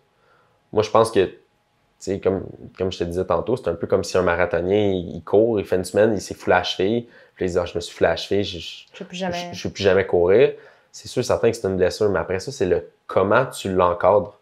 Tu as une commotion, mais tu me reviens la semaine d'après, puis tu me dis je vais rejouer, je vais refaire. Là, c'est pas une bonne idée. Quelqu'un qui court un marathon sur une cheville tordue, ben, ça va peut-être être son seul marathon qu'il va courir dans sa vie. Mais après ça, il y a des personnes qui sont génétiquement faites à se blesser tout le temps. Ils vont toujours avoir des blessures, ben peut-être qu'eux, il y a des sports qui sont plus enclins ou il y a un encadrement différent qu'il faut avoir pour que ça soit plus sécuritaire, comme ça pourrait l'être dans le rugby, que ça pourrait l'être au football, au soccer. Moi, je pense que tout le monde peut faire tous les sports, c'est juste qu'après ça, on n'est pas tous préparés physiquement à tous les sports, fait qu'il faut se préparer de la bonne façon, mais non... Mais je pense que la préparation, c'est un peu oublié, dans le sens où on est dans une mentalité de fitness, d'entraînement... peut-être en Amérique, je ne sais pas comment c'est en Europe, là, mais de résolution de début d'année. Puis c'est de tout donner au début, puis on a l'impression que c'est la motivation. On carbure à la motivation, puis j'ai l'impression que des fois, on pousse notre corps là où il ne doit pas aller, puis on se blesse ou on se démotive. Comme je l'ai fait, moi, la levée de fond, de courir, puis on faisait Montréal-Québec à relais, puis tu sais, j'étais pas assez préparée, puis j'ai eu des problèmes tout l'été à la bandelette iliotibiale. Je marchais, puis j'avais des tensions, puis j'avais de la misère à marcher, puis je me suis dit... Je suis contente parce que finalement, j'ai pas eu de répercussions à long terme, mais je me suis dit, je fais partie de ces gens-là qui se disent, je peux le pousser, mon 5, comme je sais pas combien de kilomètres, puis un demi-marathon, je vais le faire une fois au pire, je vais marcher, mais ça, tu sais, comment dire, faut apprendre à aimer le processus, tu sais, puis pas juste la compétition ou la... Non, puis des fois, c'est ça qu'on oublie, c'est que, tu sais, on va dire, je prends l'exemple, il y en a qui s'entraînent en salle, mais leur objectif d'entraîner en salle, c'est peut-être d'avoir une belle apparence. Ça veut pas dire que ta belle apparence, elle te prépare au sport que tu vas faire. Puis à l'inverse, t'en as qui vont faire des sports, puis ils ont des aptitudes génétiques qui leur permettent d'être dominants au début. Mais là, ils font comme, OK, mais je vais me baser là-dessus. OK, tu te bases sur un bon gabarit. À un moment donné, tu vas peut-être trouver quelqu'un qui a un aussi bon gabarit, mais qui a plus de technique, puis des choses comme ça. Puis là, il va arriver d'autres choses. Nous, c'est ça qui arrive des fois au rugby, c'est qu'on en a qui se basent sur les aptitudes physiques. Puis là, c'est là qu'il y a une blessure qui arrive, parce que quand ils se sont blessés, ben, c'est parce qu'ils ont rencontré leur homme. Puis finalement, ben, quand ils vont revenir, ben, là, ils vont avoir une hésitation qu'il n'y avait pas avant. Puis le rugby, pour moi, c'est un sport où il faut que tu te donnes à 100% tout le temps. Tu peux pas arriver un jour, puis là, tu fais comme, j'ai un peu mal au dos, j'ai un peu mal à la hanche, je vais y aller un peu moins intense. Parce que c'est là, d'habitude, que tu as les pires blessures, parce que t'es pas assez commis dans ça. Fait que, tu sais, c'est le sport où il faut que tu te donnes à 100%. C'est rare que tu as quelqu'un qui fait... j'aime plus ou moins ça. Genre, je fais ça parce que j'ai rien d'autre à faire. Puis le fun du rugby, c'est que tu as des entraînements, fait que ça te permet de te préparer. Tu sais, moi, je prends l'exemple de ceux moi, je regarde mon père qui fait sa ligue de hockey le samedi, ben, il me dit « Ah, ça m'a pris 3-4 games à me mettre dedans. » Moi, je me vois pas faire 3-4 games de rugby, pas de pratique. Il me dit « Ça m'a mis dedans, j'ai des bonnes chances de pas me remettre dedans. » C'est d'être plus risqué. Fait que je trouve que c'est une des choses aussi. Le monde s'entraîne soit pour pas le même objectif que dans leur performance ou le sport qu'ils veulent faire, ou ben, ils sont rendus dans un âge où ils font juste du loisir. Puis là, quand tu fais juste du loisir, ben, tu peux pas t'attendre à avoir une performance, ou quand tu te blesses, mais là, tu t'es donné une semaine de repos pour performer la semaine d'après, mais tu t'es pas repris en main pour dire, un peu comme on parlait du mal de dos, oh, ça va passer. Ben là, c'est comme, OK, j'ai peut-être frappé la bande un peu fort, je me suis fait mal un peu à l'épaule. 2-3 jours après, j'ai plus mal à l'épaule. Arrive à l'autre game, premier coup sur la bande, l'épaule revient à faire mal. C'est un peu ça. Il faut faire attention. Puis tu sais, je le vois là. Quand j'avais 21 ans, puis je commençais à jouer, je me faisais des bobos, je me disais, une semaine, c'était réglé, il n'y avait plus rien. C'est plus ça. Non, là, c'est plus comme, OK, il faut que j'aille voir quelqu'un pour me rafistoler, me taper quelque part, puis là, je vais être correct. C'est un peu plus ça la différence. C'est vrai que quand on est jeune, puis on apprend un sport, c'est quoi? C'est 75% d'entraînement qu'on avait, puis on avait comme un temps de compétition. Ouais, exact. Dans le récréatif, des fois, tu fais juste des matchs, en fait. Selon les disciplines, j'ai l'impression que tu es tout le temps en mode performance, même si c'est récréatif. Puis moi, ce que je m'ennuie de la balle molle, c'est pas juste les matchs, parce que c'est pas le sport le plus dynamique. Comme tu dis, là, tu parlais de, tu sais, le rugby, tu peux pas être à moitié là sur le terrain, j'ai l'impression, mais tu sais, à balle molle, tu peux vraiment être à moitié là, tu sais, c'est un sport où un défi, justement, des fois, c'est de rester alerte puis concentré, parce qu'il faut être ultra réactif à un moment vraiment précis, mais tu peux être dans l'une, puis c'est pas pour rien que les enfants jouent avec les pissenlits. Il y a toujours le gag, là, qu'il y a un des enfants qui joue avec les pissenlits. La balle vient de passer, là. Là, tout le monde trouve ça donc bien cute, mais tu sais, chaque sport a un peu ses défis, tu sais, mais moi, ce que je m'ennuie de la balle molle, c'est, je le réalise, c'est les drills, c'est apprendre, perfectionner la technique en répétant le mouvement, en faisant des plongeons, de ça. Puis ça, je m'ennuie de ça, mais à un niveau adulte, il n'y a plus ça. Tu joues des matchs, tu sais. C'est là que des fois, ça devient comme des équipes semi-professionnelles. On va dire, il y a du soccer semi-pro, là, il va y avoir des entraînements parce qu'il y a comme un championnat ou des choses comme ça. Mais c'est vrai que la majorité du temps, puis c'est une des choses aussi, je pense, qui fait qu'au niveau adulte, t'en as qui accrochent au sport, puis t'en as d'autres qui décrochent. Ceux qui aiment le hockey ou qui aiment le soccer, puis qui aiment vraiment juste jouer, ils vont se trouver 4-5 ligues, puis ils vont jouer dans 4-5 équipes, puis eux autres, ils n'ont pas besoin d'entraînement, ils ont juste besoin d'avoir des équipes pour jouer au soccer. Mais celui qui a besoin d'une structure ou qui a besoin peut-être d'apprendre les bases, même des fois. Tu sais, des fois, je prends l'exemple, les premiers matchs qu'on refait la plupart du temps, on n'a plus de timing, il n'y a plus rien qui fonctionne. Mais des fois, genre, il y a des nouvelles choses qui viennent d'être apprises dans le sport. Il y a des nouvelles façons de lancer la balle ou le ballon. Il y a des façons d'attraper que tu connaissais pas, des techniques. Des fois, c'est cool de les apprendre. C'est juste que quand tu fais juste des matchs, mais tu peux pas les pratiquer puis te dire, OK, là, je suis à l'aise de l'essayer en match, je peux essayer des choses. Puis c'est aussi, le rugby, c'est aussi un sport beaucoup de timing. Fait que les pratiques nous permettent aussi de nous timer. Si c'est un nouveau joueur qui est à côté de moi, on n'a plus le même timing, on n'a plus les mêmes habitudes. Fait que ça, c'est le fun. Mais c'est ça qui manque des fois sur le niveau adulte, c'est que c'est comme si le monde se disait « Oh, aujourd'hui, on ne l'avait pas, c'est pas grave. La semaine prochaine, on va l'avoir dans 2 semaines. » Mais côté cognitif, il n'y en a plus d'apprentissage cognitif. Puis ils se sont juste dit « Je sais mon sport depuis 10 ans. » Fait que ça n'a pas changé depuis 10 ans, alors que c'est des sports qui sont complètement en évolution tout le temps. Surtout avec les nouveaux équipements, les nouvelles techniques. Il y a des athlètes qui essaient des choses des fois qui n'avaient jamais été essayées avant. Puis tu fais comme moi aussi, je veux l'essayer. Mais pour ça, il faut que tu prennes du temps pour le pratiquer. C'est quoi j'allais te demander les évolutions du rugby, mais je pense qu'on peut peut-être juste parler des bases. parce que c'est vrai que moi aussi, j'avais l'impression que le rugby, ça ressemble au football, mais pas d'équipement. Puis je trouvais que certains physionomies, ça avait l'air plus athlétique overall. Je me disais, on dirait un sport de force et d'endurance en même temps. Là, mais c'est un peu ça. C'est exactement ça, parce que la plupart du temps, le moment où on te demande une action de plaquer, pour Seb, il y a surtout la mêlée ou les touches. C'est quelques secondes où il faut que tu donnes tout pour que ça fonctionne. Mais après ça, tu peux courir en moyenne 5 à 10 km dans une partie parce que tu es tout le temps en train de te promener sur le terrain. Fait que c'est de l'endurance parce qu'il faut que tu cours quand même des bonnes distances. Mais les moments où tu as besoin d'avoir de la force, ben, il faut qu'elle soit là.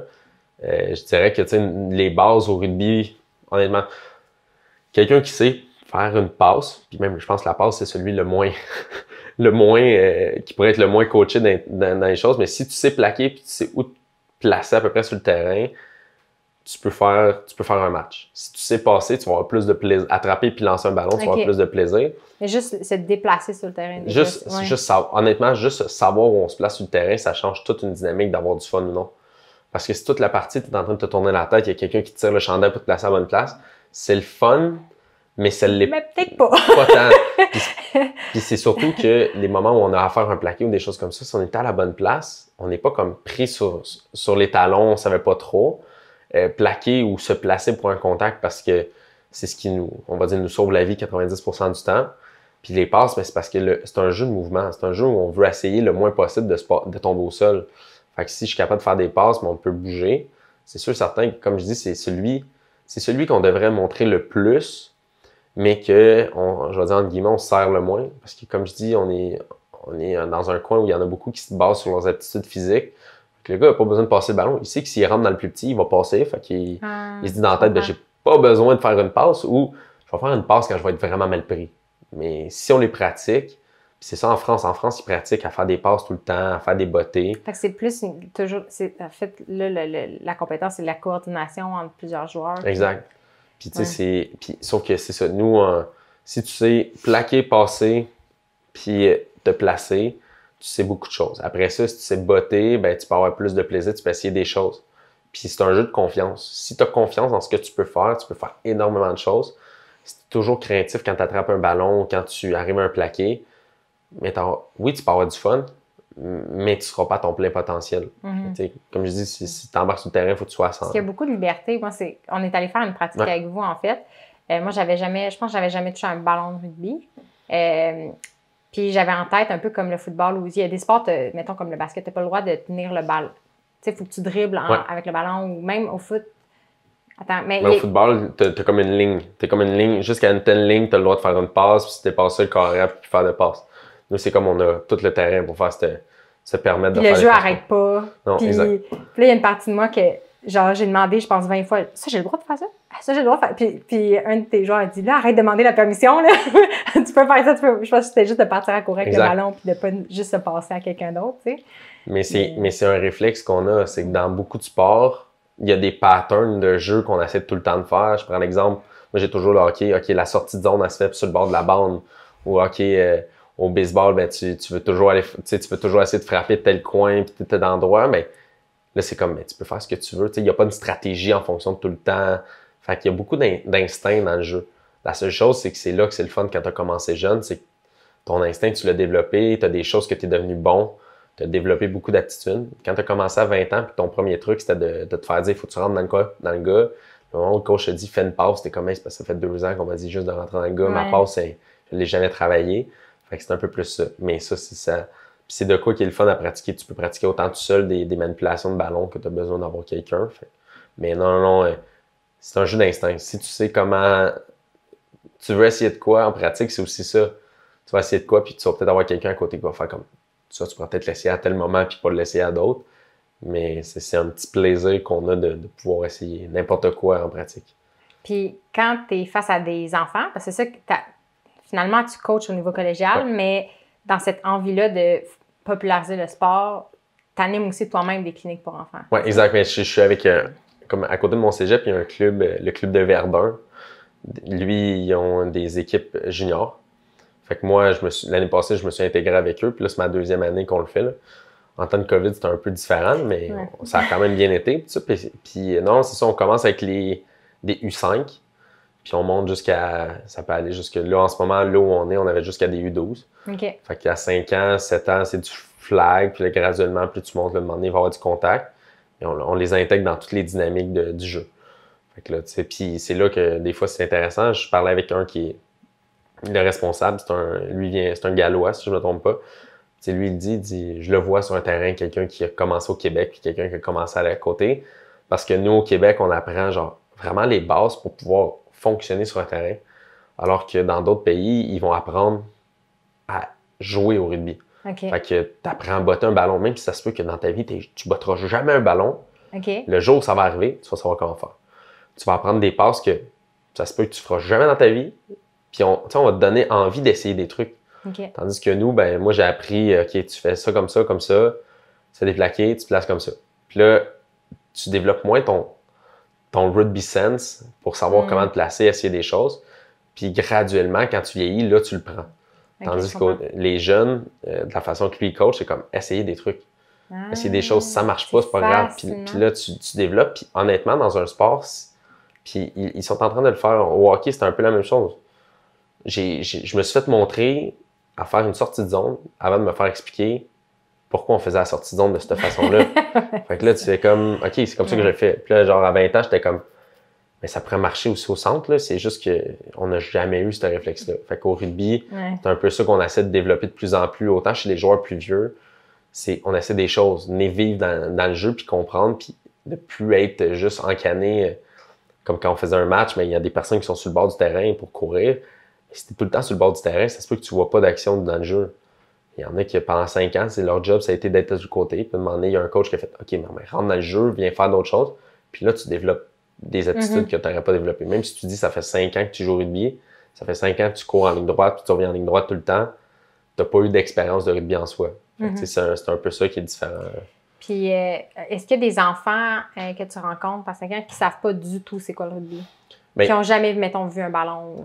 Il y en a, il y en a qui n'ont jamais vu. C'est sûr, certain qu'on a comme toujours comme des enfants de français ou des enfants de d'autres, que leurs frères, leurs sœurs ont déjà joué un peu puis qu'ils viennent essayer. Mais il y en a qui n'ont jamais vu. Mais tu sais, le ballon de rugby, dans les premiers jeux qu'on fait, c'est un peu comme des jeux de camp que je dis. Fait que on les assimile à toucher un ballon de rugby, puis graduellement, on s'en va vers du jeu.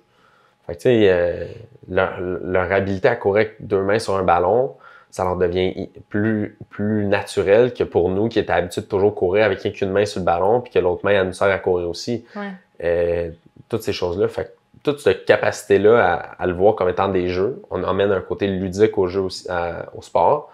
Puis après ça, plus ils vieillissent, ben là, quand tu as joué au rugby puis que là, tu sais que tu peux acheter un ballon à telle place ou à telle place, ben là, des fois, tu en as un à la maison. Après, tous les joueurs de rugby, on se retrouve un jour avec un ballon de rugby à la maison. Et là, après ça, ben, quand tu as d'autres amis puis ça te tente d'essayer ou tu te retrouves une gang qui joue au rugby, ben là, le nouveau, celui qui sait peut-être un peu moins, il va toucher du ballon.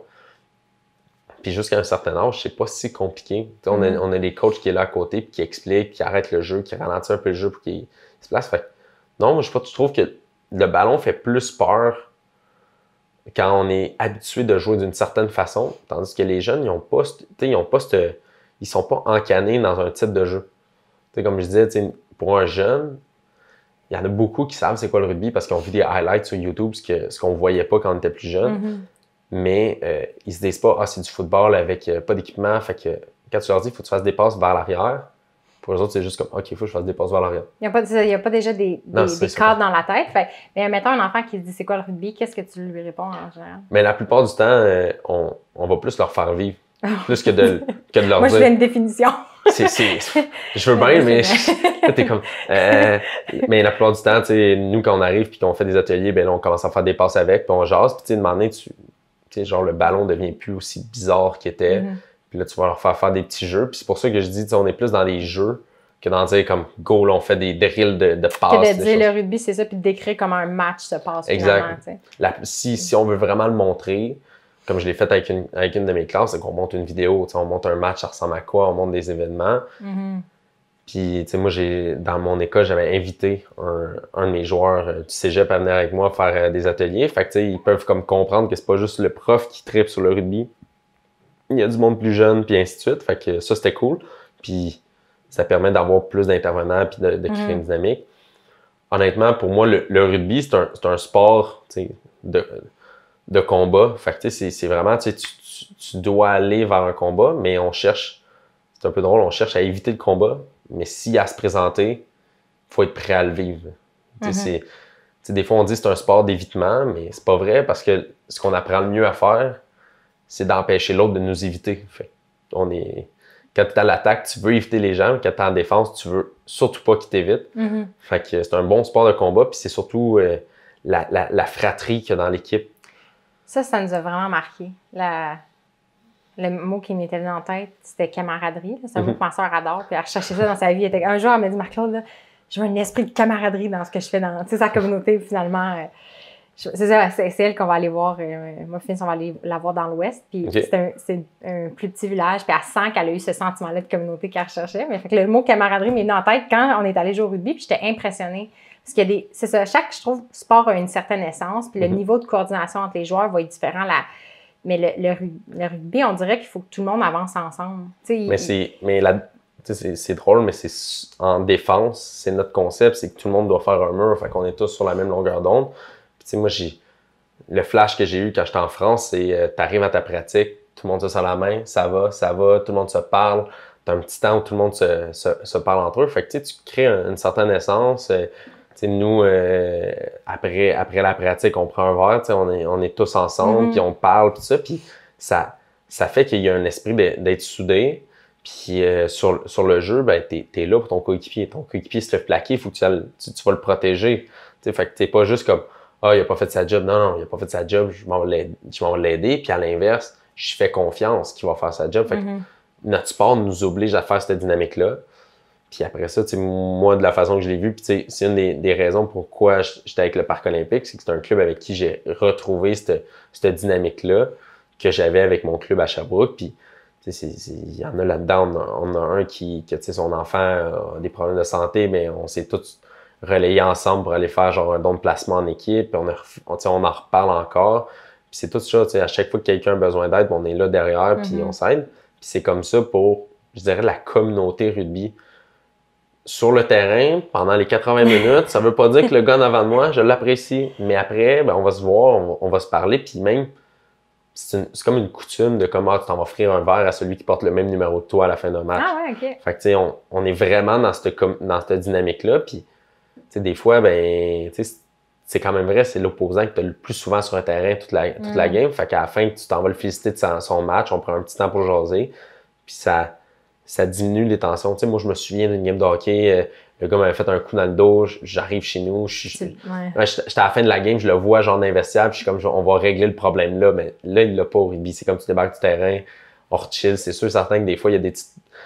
dans notre tête, on a encore des frictions, mais on les vit pas avec l'équipe. On est comme, OK, là, on prend ça relax. Fait que, non, ce côté-là de communauté, je l'ai pas vu dans d'autres sports. Puis c'est ça, on a nos anciens qui restent ces terrains. Fait que quand on joue un match, nos anciens viennent voir les matchs. C'est beaucoup ça. Puis on agace toujours nos joueurs qui ont des enfants. Bon, quand est-ce qu'il va commencer le rugby? Puis ça, puis on est dans cette dynamique-là. Puis c'est ça qui est le fun. Quand on est justement la deuxième moitié de la pratique avec vous, finalement, je l'ai passé avec deux enfants de joueurs sur le banc. On mangeait des fraises puis ils me racontaient des histoires. C'est ça. Puis, mais c'est vrai que d'être exposé à des adultes qui s'amusent puis qui s'épanouissent dans une discipline, c'est le plus beau cadeau que tu peux faire à un enfant. Ça se peut qu'il embarque pas, puis c'est bien correct. Mais d'être exposé à ça, puis plus que... Parce que, tu sais, c'est ça, tu me fais réaliser qu'il y a un sport, il y a la dynamique du sport puis la mécanique de comment on fait le sport, mais il y a aussi toute l'expérience autour. Des fois qu'on oublie, puis il faut le vivre pour le savoir. Puis il y a des gens qui vont peut-être aimer ils peuvent aimer peut-être les gestes d'un sport, mais pas aimer l'expérience globale et inversement. Oui, parce que moi, je prends l'exemple à l'université, il y en a plein qui vont jouer universitaire. Parce qu'à l'université, il y avait leur gang d'amis qui étaient là, fait qu'ils sont venus dans la gang, puis ils ont aimé la dynamique de l'équipe, puis ils ont trippé. Puis là, quand ils arrivent à l'extérieur de cette expérience-là, parce que quand tu quittes l'université, tout le monde retourne dans son coin, puis là, t'es comme, ouais, là, j'ai comme plus ma gang, ou est-ce que je vais la retrouver? Puis là, t'essayes. Mais il y en a beaucoup qu'à l'université, c'est là qu'ils se créent une dynamique. Puis moi, je suis rendu avec le Parc olympique parce que j'étais arrivé dans l'équipe du Québec. Il y avait 2 gars du Parc olympique. Puis là, j'étais comme, je pense changer de club.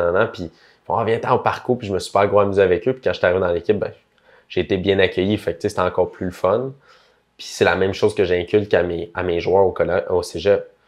Quand je leur dis, OK, il faudra que tu continues à jouer pendant l'été, ben, je leur dis, ben, pour jouer pendant l'été, il faut que tu trouves un club.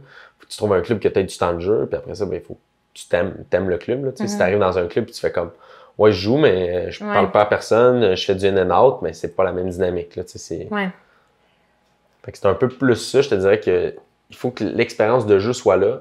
Mais c'est sûr, certain que si ton objectif à la fin, c'est juste de performer, ben des fois, tu vas juste du in and out. Fait que la dynamique autour de l'équipe, tu fais comme, bon, c'est pas si pire.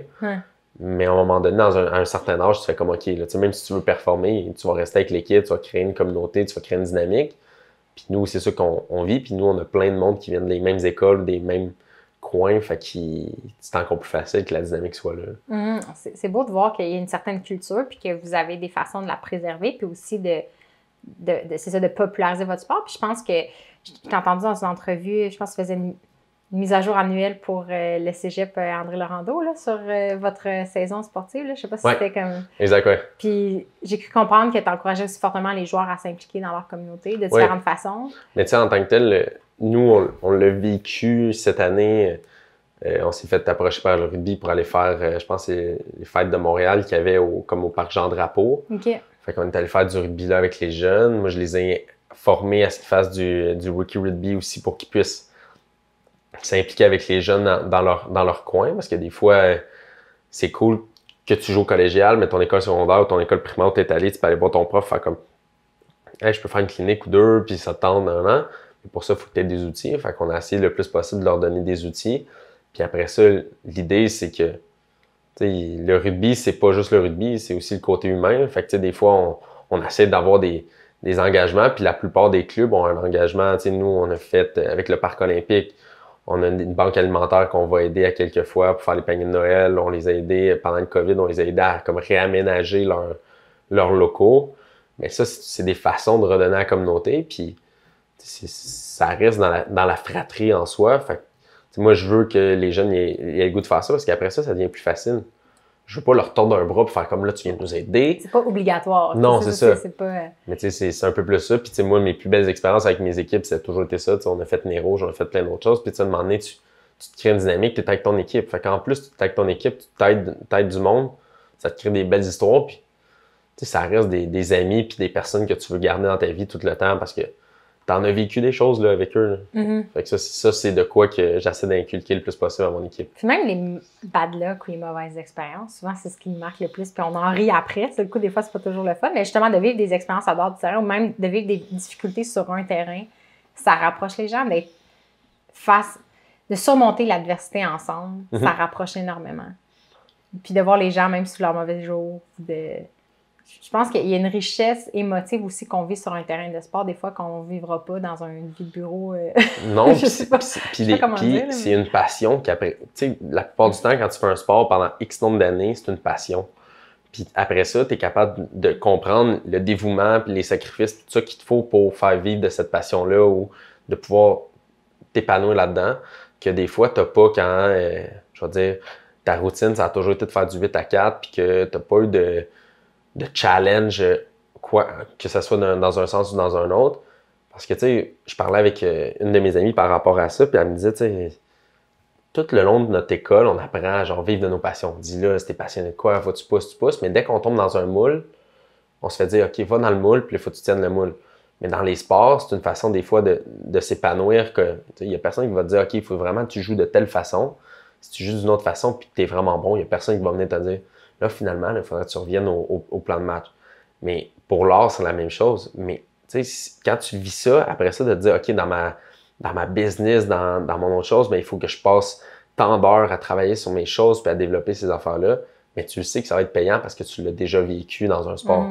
Tandis que quelqu'un qui l'a jamais vécu ou qui connaît pas trop ce que tu fais, on va dire le rugby, des fois, c'est un peu méconnu. Quand je dis je joue au rugby, il y en a beaucoup qui me traitent de malade. Je comprends pas pourquoi, mais il y en a beaucoup, c'est ça. Puis là, ils font comme... Mais quand tu vois toutes les expériences, toutes les choses que ça peut t'amener, ben après ça, moi, je me dis plus tard, quand je vais compter à mes enfants ce que j'ai fait à cause du rugby, ben, il y en a beaucoup, je pense, qui vont faire comme « wow », plus que faire comme ben, « t'aurais pu faire autre chose ». C'est plus ça. Ben, je veux dire que c'est un préjugé qui est fort parce que même moi, il y a une personne qui disait « peut-être que j'aimerais commencer à jouer au rugby pour retrouver un sentiment, une communauté sportive. Je me disais, je vais essayer de me motiver tout seul. Puis j'ai vu les limites de ça, les avantages puis les limites de ça.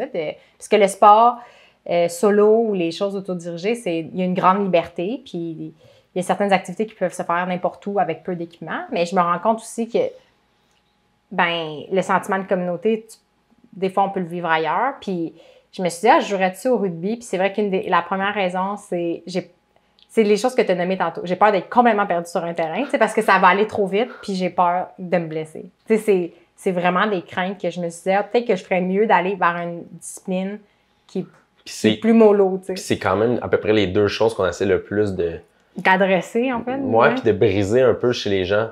Parce que c'est normal d'avoir peur de se blesser. On va dire, moi, par malchance, ma première pratique, je me suis blessé.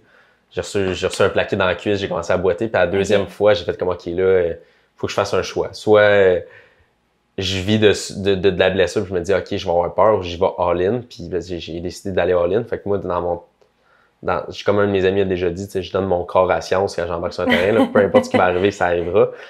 Mais il faut briser cette crainte de se blesser parce que, un peu, on a une réticence, fait qu'on a un retenu. Puis c'est là que c'est encore pire de se blesser parce que si tu te blesses, là, tu vas l'avoir encore plus dans la tête. Je me suis blessé, pas je vais me blesser. Fait tu prends ça comme une preuve que tu avais raison, tu sais. Fait que, tu sais, ça, c'est plus. Puis, tu sais, le positionnement, c'est avec l'expérience. Là. Des fois, ça fait 9 ans que je joue, puis quand je me fais poser la question, c'est quoi qui vient d'arriver, je fais comme, tu vas en apprendre encore. Là. Moi aussi, je suis en train d'apprendre. Il y a des choses, des fois, il y a des appels, il y a des changements de règlement. Fait que c'est un sport qui évolue beaucoup.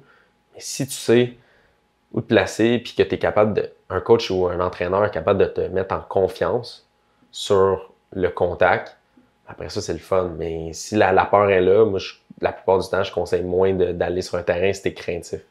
Puis carrément, de se rappeler qu'un match, puis apprendre le sport, c'est pas la même chose. Comme, non, il y a plein de jeux. Puis quelqu'un pourrait juste aussi aimer manier le ballon, puis faire des jeux dans sa cour, puis de décortiquer le sport en plein de petits jeux, puis s'épanouir là-dedans aussi. Ce qui peut être fait avec des enfants facilement. Mais le meilleur exemple, combien de ballons ou d'objets de sport qu'on a chez nous, qu'on fait juste se lancer. Puis qu'on n'a jamais fait de match de basket, football. Je veux dire, c'est ça. Tu peux arriver devant un panier, tu sais comment lancer le ballon, mais ça veut pas dire que tu vas jouer dans une équipe de l'NBA, mais ou que tu vas jouer dans un club. Mais tu dis, si j'ai mes amis qui viennent, je suis capable de jouer. Un ballon de rugby, nous, on est allé faire une journée à la plage, mais on a joué au rugby sur la plage. Là. Il y a des dynamiques. Si t'aimes pas le contact, il y a du touch rugby. Fait que, il y a des variantes aussi, un peu comme au football. Il y en a qui n'aiment pas les plaquages, mais ils vont aller faire des ligues de flag. Fait que, ça se fait aussi. Mais la manipulation d'un objet, des fois, ça peut être tellement plus le fun. Puis c'est des fois plus juste apaisant d'avoir genre une balle puis se lancer à la balle dans un parc. Tu trouves ça le fun, tu jases en même temps. Puis t'as pas la pression de comme j'ai manqué mon lancer, il l'a pas attrapé, puis là, devenir stressé. Parce que des fois, un match dans un sport, ça l'a. Puis il y en a qui sont juste là dans les entraînements aussi. Il y en a qui veulent juste apprendre le sport, ils aiment ça vivre. Puis tu sais, on n'est pas fou, là, on ne pitchera pas quelqu'un qui est pas prêt sur un terrain. Fait qu'on leur donne un temps. Tu sais, il y en a qui vont pratiquer plus longtemps avant de jouer, tandis qu'il y en a d'autres que c'est l'inverse. Ils vont peut-être avoir besoin rien que d'une ou deux pratiques, puis c'est comme inné, puis ils vont pouvoir faire un match. Mais la plupart du temps, on se donne un délai. Puis Puis le ballon de rugby pour des enfants, là, quand vous commencez à 5 ans, il y a des formats plus petits? Il est plus petit. Fait que, comme ça, c'est celui adulte. Celui pour enfants, il va être comme. Il y en a un 3 puis un 4 sont comme à peu près des grandeurs différentes. Là. Fait que le 4 va peut-être être à peu près où il y a la ligne, puis le 3 va tomber à peu près au niveau du F. Fait qu'il est vraiment plus petit. Ça ressemble à peu près comme les ballons de football, comme quand on est au primaire, ils sont plus petits. Chez Rugby Canada, ils ont fait un programme qui s'appelle Rookie Rugby. Les autres, ils ont des mains sur le ballon. Fait que ça permet à savoir un peu comment placer ses mains sur le ballon sans avoir trop discuter. Puis c'est niaiseux, tu donnes le ballon à l'enfant, puis son premier réflexe, il voit les deux mains, il met ses mains sur le ballon. De la façon ça va rester au lieu de... Ça devient plus inné. Que quand on leur donne un ballon comme ça, ben là, ils vont le tenir de la façon qu'ils veulent, tandis que l'autre, ils vont prendre le réflexe. Puis plus on grandit, ben là, plus le ballon va grandir pour devenir, au niveau senior, un vrai ballon. Mais ça permet une manipulation, c'est plus facile. Si je lance ça comme à un enfant, ben il va peut-être le trouver trop gros, fait que la manipulation va être moins aisée. Comme dans tous les sports. Là. Tous les sports, les ballons sont plus petits, puis ils grossissent avec le temps. Puis je pense que tu as amené un jersey aussi, c'est ça? Oui, c'est ça. L'autre, c'est le chandail du club que je joue. Puis, en tant que tel, le chandail, en tant que tel, comparativement à un chandail normal, c'est qu'ils sont vraiment plus robustes. Fait que comme un t-shirt, si on jouait avec ça, on serait tout le temps en train de se faire déchirer nos chandails. Fait que les chandails du rugby, mais tu peux le voir, là. Il n'y a pas de... c'est plus épais que ce qu'on... Puis c'est les nouveaux chandails. Tu sais, avant, c'était des gros chandails, comme tu peux voir dans les magasins, là, des chandails stripés, rugby, comme qu'ils disent rugby style, là, comme que c'est jaune-blanc, que c'est du gros coton. Mais c'était ça avant. Tu sais, c'était ça les chandails. Fait que quand il commençait à pleuvoir, mais les chandails pesaient 20 livres de plus à la fin du match. Tandis que ça, ben, ça respire super bien. Puis c'est un peu ça, tu sais. Il y en a des clubs qui jouent encore avec des chandails longs, mais c'est rendu de plus en plus des chandails courts. Sais-tu pourquoi? Ben, c'est surtout parce qu'avec les tempêtes, tu sais, nous on joue l'été, de un. De deux, des chandails comme ça, avec des manches longues, ça existe plus ou moins, ça existe pas. Mais les gros chandails de coton, il y en avait avec des manches longues. Disons que c'est plus un style vintage. Maintenant, on va plus en faire pour se faire un chandail vintage de notre club plutôt que d'avoir ça pour les matchs. Puis c'est aussi le fit. Ces chandails-là, ils sont faits pour être fit sur nous, tandis que les anciens chandails sont un petit peu plus amples. Fait que quand tu veux te faire plaquer, mais il y en a qui vont agripper le chandail au lieu de... C'est légal?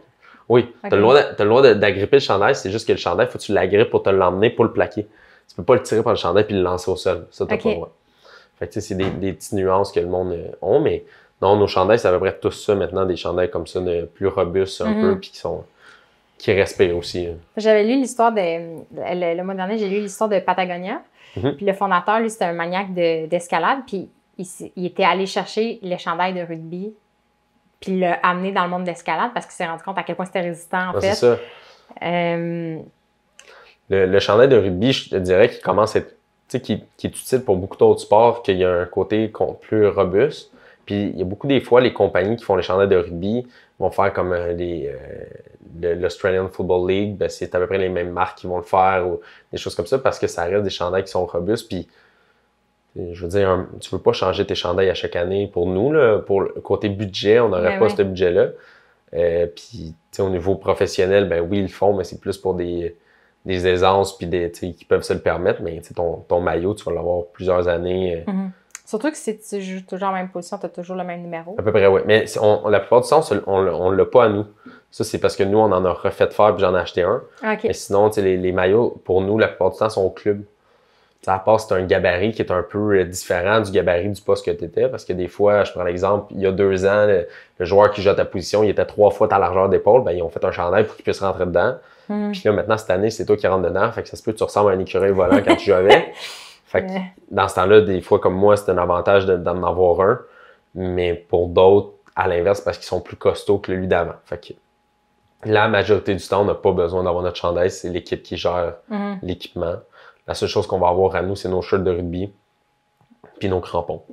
C'est bien parce que je pense que l'accessibilité d'un sport passe aussi par l'accessibilité, en fait, de son équipement. Là, on en parle que le hockey, énormément de gens jouent au Québec, mais les parents, comme il y en a qu'il faut qu'ils économisent pour rentrer leur enfant dans une équipe. Puis... Ça paraît sûr, on va dire, moi, cette année, avec le junior, on l'a vu, là, il n'y avait pas une paire de crampons de soccer, puis on a pu en retrouver une pour lui, mais tu sais, théoriquement, pour pratiquer le rugby, tu as juste besoin des crampons de soccer. Parce qu'une paire de shorts de sport et un t-shirt normal, ça fait très bien le travail. Puis après ça, la plupart des clubs te fournissent au moins un point d'accès pour aller t'acheter tes shirts. Parce qu'il y a certains magasins qui en vendent, il n'y a pas tout qui en vendent. Tu peux acheter des shirts autant chez Decathlon à un prix très acceptable, comme tu pourrais aller acheter ceux aux couleurs de ton club, à l'endroit où ils veulent.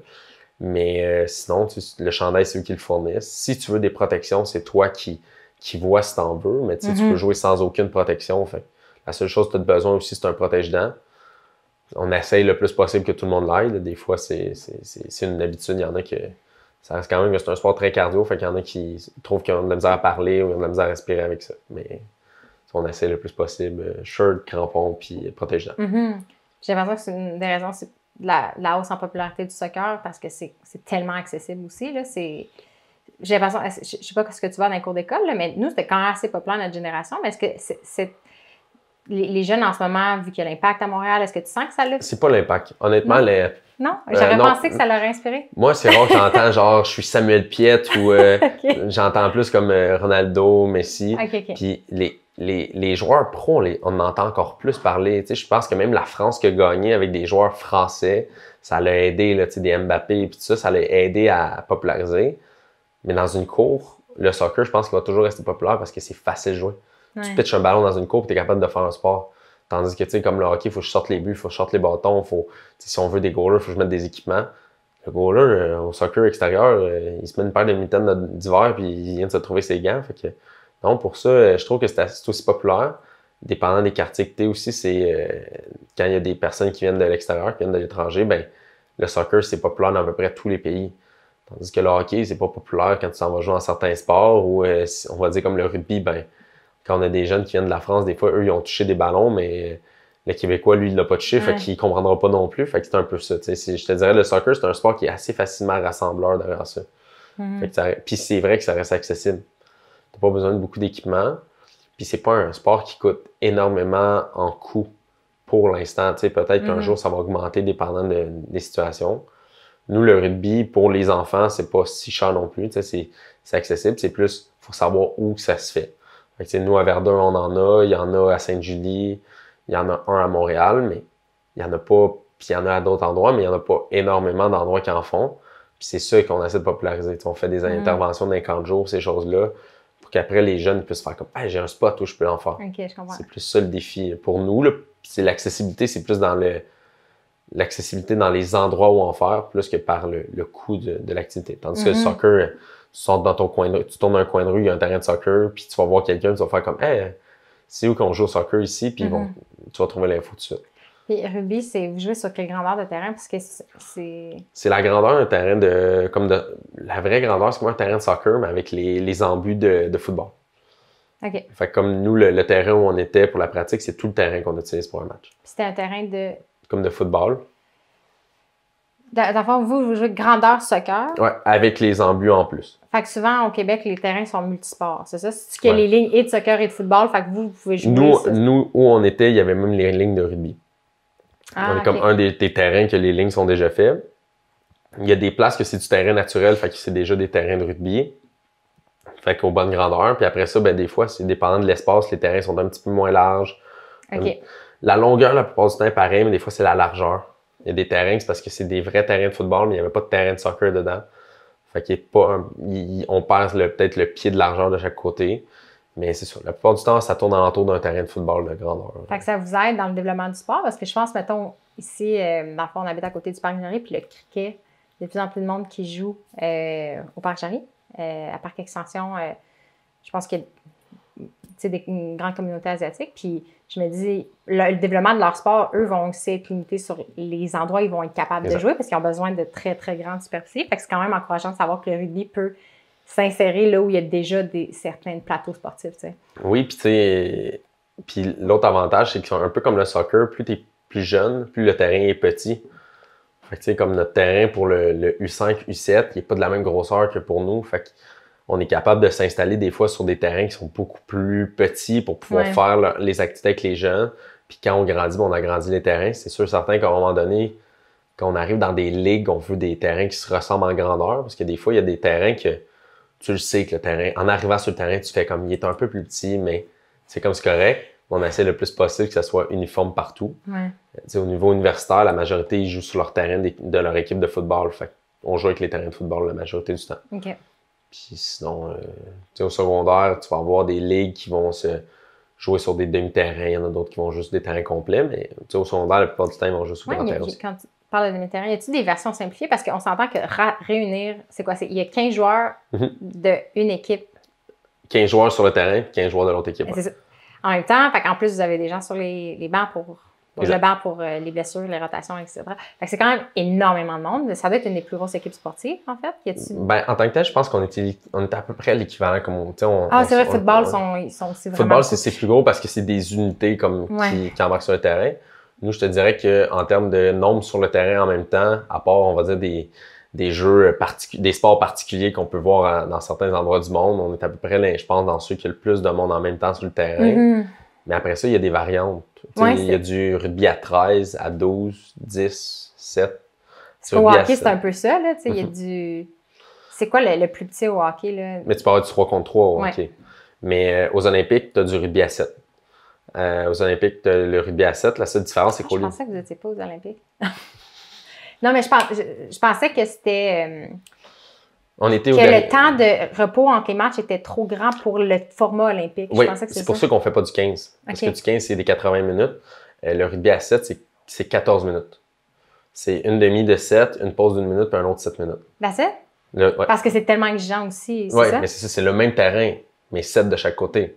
Ben, aïe, aïe. Fait que, oui. Fait que, puis les filles, à Rio, ils ont fini 3e. Ouais.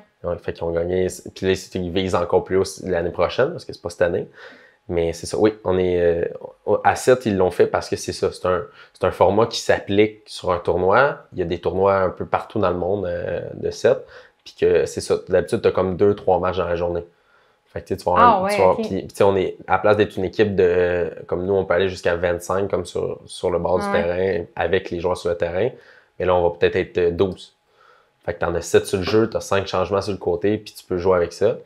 Fait que graduellement dans un tournoi, tu peux être capable de jouer tout. Mais oui, je te dirais la variante qui devient la plus accessible, c'est le 7 à cause de ça, à cause du nombre. Parce que c'est plus intéressant, on va dire, dans une école secondaire, tu commences à leur dire, on va essayer d'avoir du rugby à 7, c'est-à-dire on va essayer d'avoir 12 joueurs. Que de leur dire, OK, on va aller faire du 15, j'ai besoin de 25 joueurs. Là, c'est complexe parce que plus il y a de joueurs, plus il y a de mouvement. Là.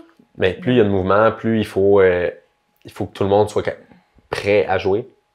Ouais. Si tu as 12 joueurs, c'est plus facile des fois de leur expliquer des petits détails, de faire des choses.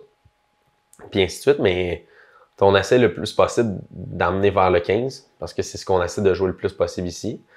Mais on développe le 7 aussi, puis les joueurs de 7 peuvent venir jouer au 15, puis il y a des joueurs de 15 qui peuvent jouer au 7. C'est plus facile pour un joueur de 7 d'aller au 15 que l'inverse.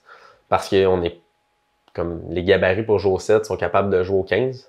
Mais il n'y a pas tous les gabarits du 15 qui peuvent venir jouer au 7. Ah, ok, je comprends. Parce que un joueur à 7, tu as plus de tâches, en fait. Parce que... Mais tu as tout le terrain. Fait que si ton cardio te limite à jouer sur un petit espace sur le terrain, ben ça se peut que sur le match à 7, ça soit... C'est toi qui couvre la distance qu'un autre joueur aurait fait, en exact. Fait. Pour le... C'est comme si tu faisais la job de 2 joueurs sur le terrain en jouant à 7. Fait que ça fait un peu la différence. Mais non, ça devient de plus en plus populaire. On a beaucoup de Québécoises sur l'équipe nationale pour ça aussi. On a des gars qui percent un peu l'équipe à 15. À l'équipe à 7, on n'a pas. Mais ça se développe. Là. C'est vraiment de quoi qui s'en va vers ça. Puis le rugby à 7, pour vrai, ça a été comme un boost quand ça a apparu aux Olympiques parce que ça l'a comme intéressé encore plus certains joueurs à l'essayer. Puis là, on est en train de faire ça. En quelle année c'était? C'est les Jeux de Rio, ceux de 2016. Fait qu'il n'y en avait pas avant. Avant, il n'y en avait pas aux Olympiques. Fait que je suis pas folle. Non, c'est ça.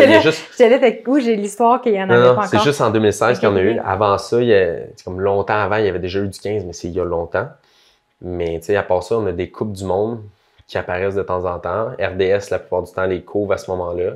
Puis sinon, tu sais, il y a des tournois ici et là, mais tu sais, c'est quand t'es dans la communauté rugby, tu vois tous ces événements-là parce qu'on en parle de tous ces événements-là. Quand tu l'es pas. De l'extérieur, non. C'est comme en ce moment, on peut dire que le rugby, c'était le premier sport à reprendre après le COVID parce qu'en Nouvelle-Zélande, ils ont fait leur ligue de rugby avec stade complet, toutes ces choses-là, parce qu'il n'y avait plus de cas. Comparativement qu'il y a d'autres sports que ça a pris plus de temps, ces choses-là. Ça aussi, ça fait du bien de revoir du sport en vrai à ce moment-là, de rugby. Puis il y avait des gens dans les estrades. Oui, les stades étaient pleins. Les stades étaient pleins en plus. Tantôt, on est allé prendre un café, puis il y avait une télé qui montrait des nouvelles. Il y avait comme une télé de sport, puis une télé nouvelle. Puis une télé de sport, c'était genre des coups de circuit au baseball.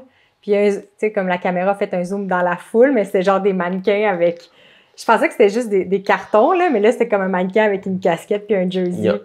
En plus, chaque sport a fait une affaire différente. La NBA, tu peux comme... avoir ta face qui est comme en vidéo, qui est en train d'écouter la game. La NHL, ils ont mis comme mis des grosses bâches sur les bancs, fait qu'il y a rien. Ah, OK. Puis là, t'as des mannequins au baseball. Fait que chacun a leur dynamique. Là. Fait que là, ma face, c'est genre, avec ma caméra, je peux comme choisir un spot dans le stade. Ouais, fait que là, genre au basket, tu vois comme le gars qui regarde la game, genre tu vois juste sa face. Fait que tu manges popcorn, puis tu pourrais le voir. La face exact. OK, c'est intéressant. C'est une bonne façon de mobiliser le monde, là, pour vrai. Mais c'est pour créer une certaine dynamique, parce que pour vrai, je jouais dans un stade où il n'y a personne, tu n'entends rien. Je sais qu'au hockey, EA Sports, ils ont mis des sons, comme des sons de foule, des sons de bruit un peu pour créer une ambiance hockey dans l'aréna. Mais tu sais, je suis comme, mais ça doit changer aussi les stratégies des joueurs, là, qui ont l'habitude aussi de se dire des choses. Ah, mais là, tu l'entends très bien. Non, mais ça s'entend super bien, mais c'est aussi... quand tu joues contre une équipe et t'es contre la foule est contre toi, ben là, il y en a plus cette dynamique. Il y a des foules qui font flipper les matchs, là. Ben oui. Souvent, en fait. Fait que là, t'as plus ça, là. T'as plus si tu fais un mauvais jeu qu'il y a comme une coupe de guns à côté du banc qui t'agace pis ces choses-là. Je pense que pour certains, ça a été positif, là.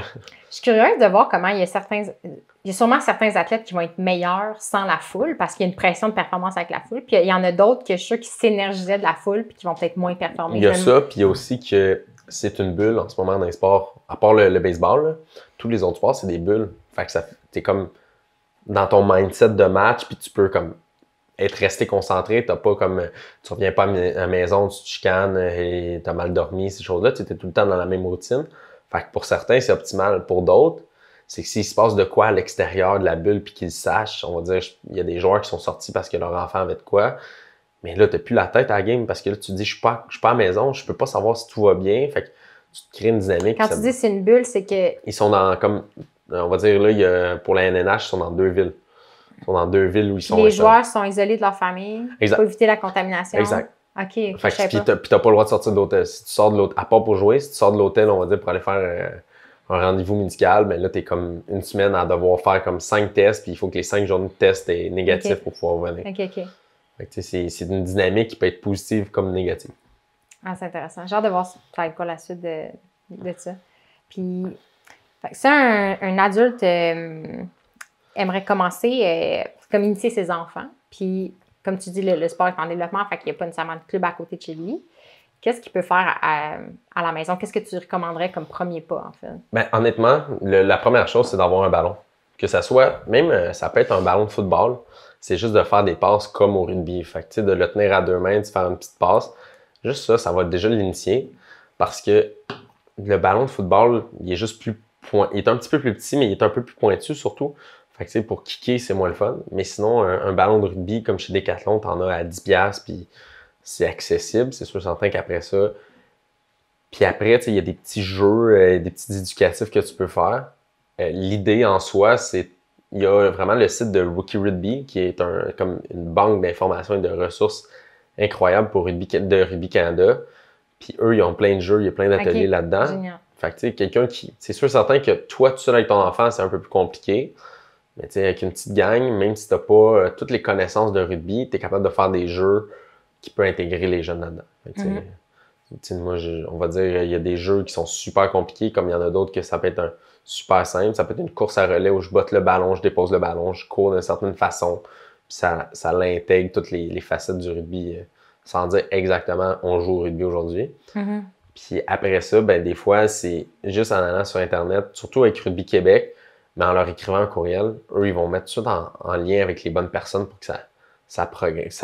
Soit pour s'inscrire dans un club, soit pour essayer de voir dans quelle école il est. Parce que des fois, on fait des formations aux professeurs en éducation physique. Fait que si le professeur en éducation physique a une formation, ben peut-être que le parent peut poser la question au prof, puis le prof va lui donner des choses. Des fois, on n'a pas, comme c'est un sport qu'on connaît moins, ben on se dit ben sûrement que les profs le connaissent pas non plus. Des fois, le prof le connaît, mais il n'a pas le matériel pour le montrer. Fait qu'il n'osera pas montrer un sport qu'il n'y a pas les outils pour le faire. Fait que c'est un peu plus ça.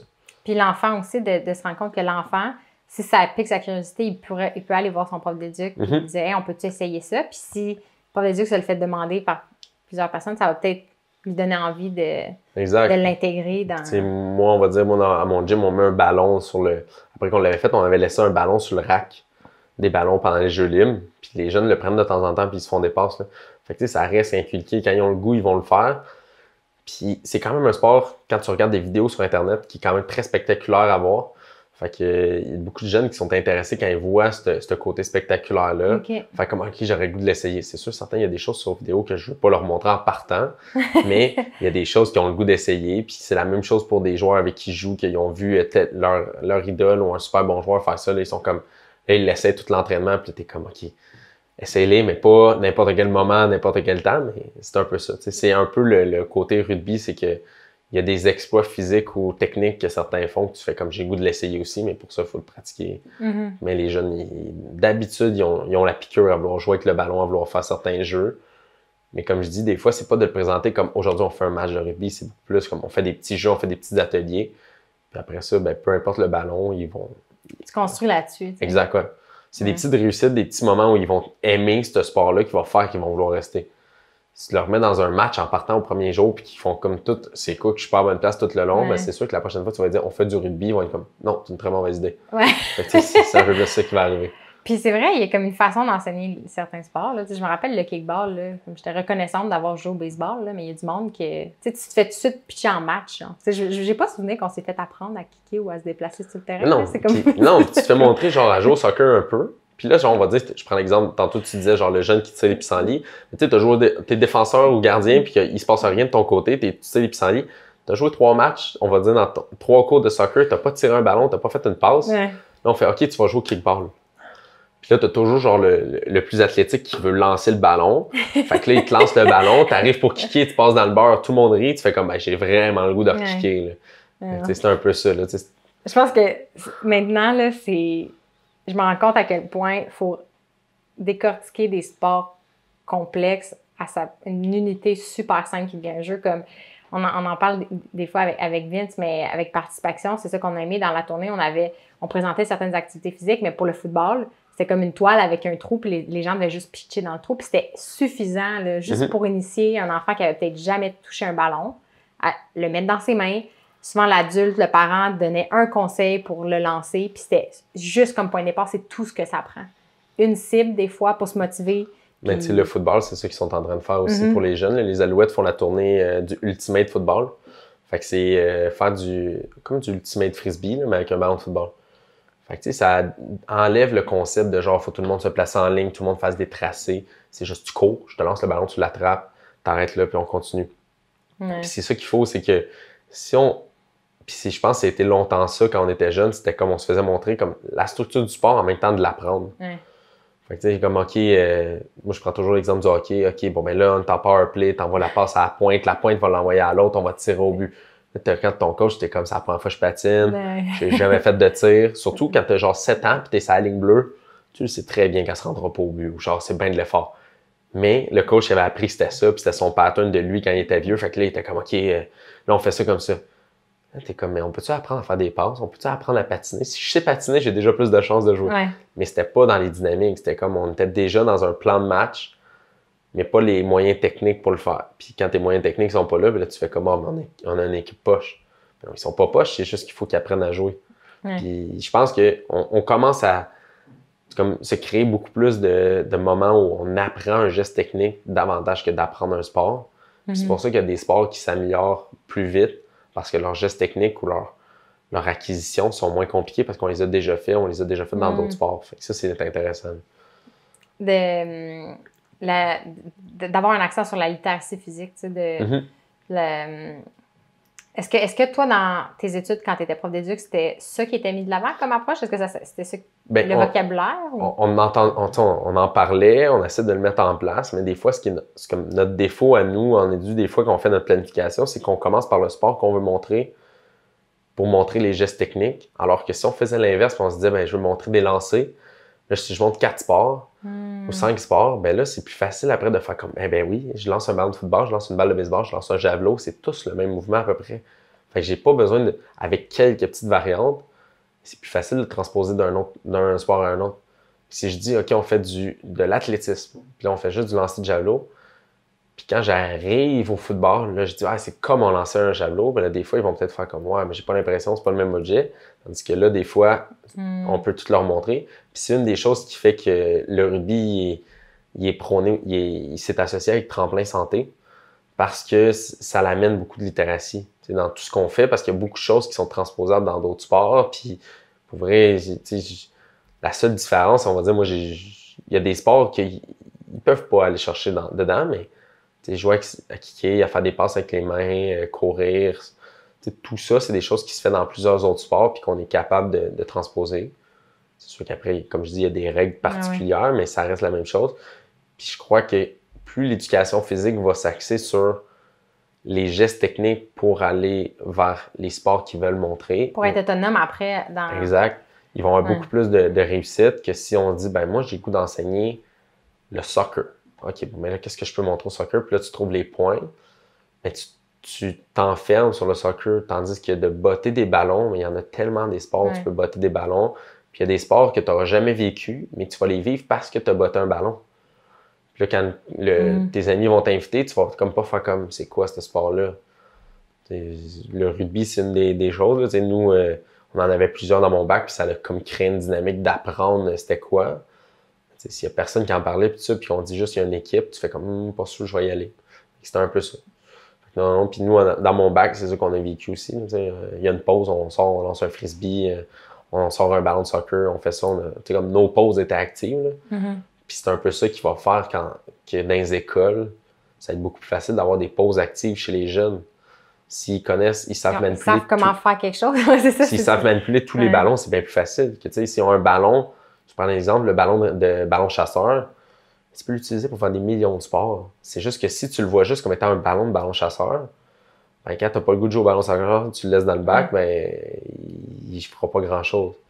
Si tu dis, OK, ben lui, on peut l'utiliser pour faire du soccer quand même, on peut jouer au basket avec, on peut faire ça, on peut faire ça. Ben là, les jeunes vont s'habituer. Puis là, il va être utilisé à toutes les sauces. Puis là, tu peux en faire de l'activité physique. C'est un peu ça aussi. Parce qu'il faut exposer les jeunes à l'équipement pour leur donner accès, mais l'accès n'est pas suffisant parce que si le jeune il a ça entre les mains puis il ne sait pas quoi faire, des fois, il faut juste quelques mouvements de base puis il va s'amuser. C'est ça. Puis là, il y a des... Puis là, j'ai remarqué ça, là, il y a des villes qui font un peu comme les croque-livres. Tu sais, il y a des croque-livres. Bon, il y en a qui font la même chose, mais pour des bacs comme bac au sport, genre. Puis que c'est des endroits où, genre, si tu rouvres, il y a des ballons tout ça, qui sont à la disposition pour que tu puisses comme aller dans un parc, puis il y a des ballons, puis tu puisses les utiliser. C'est-tu comme croque-livre, genre, c'est les particuliers qui mettent des livres? Non, là, c'est la ville qui le fournit. C'est la ville.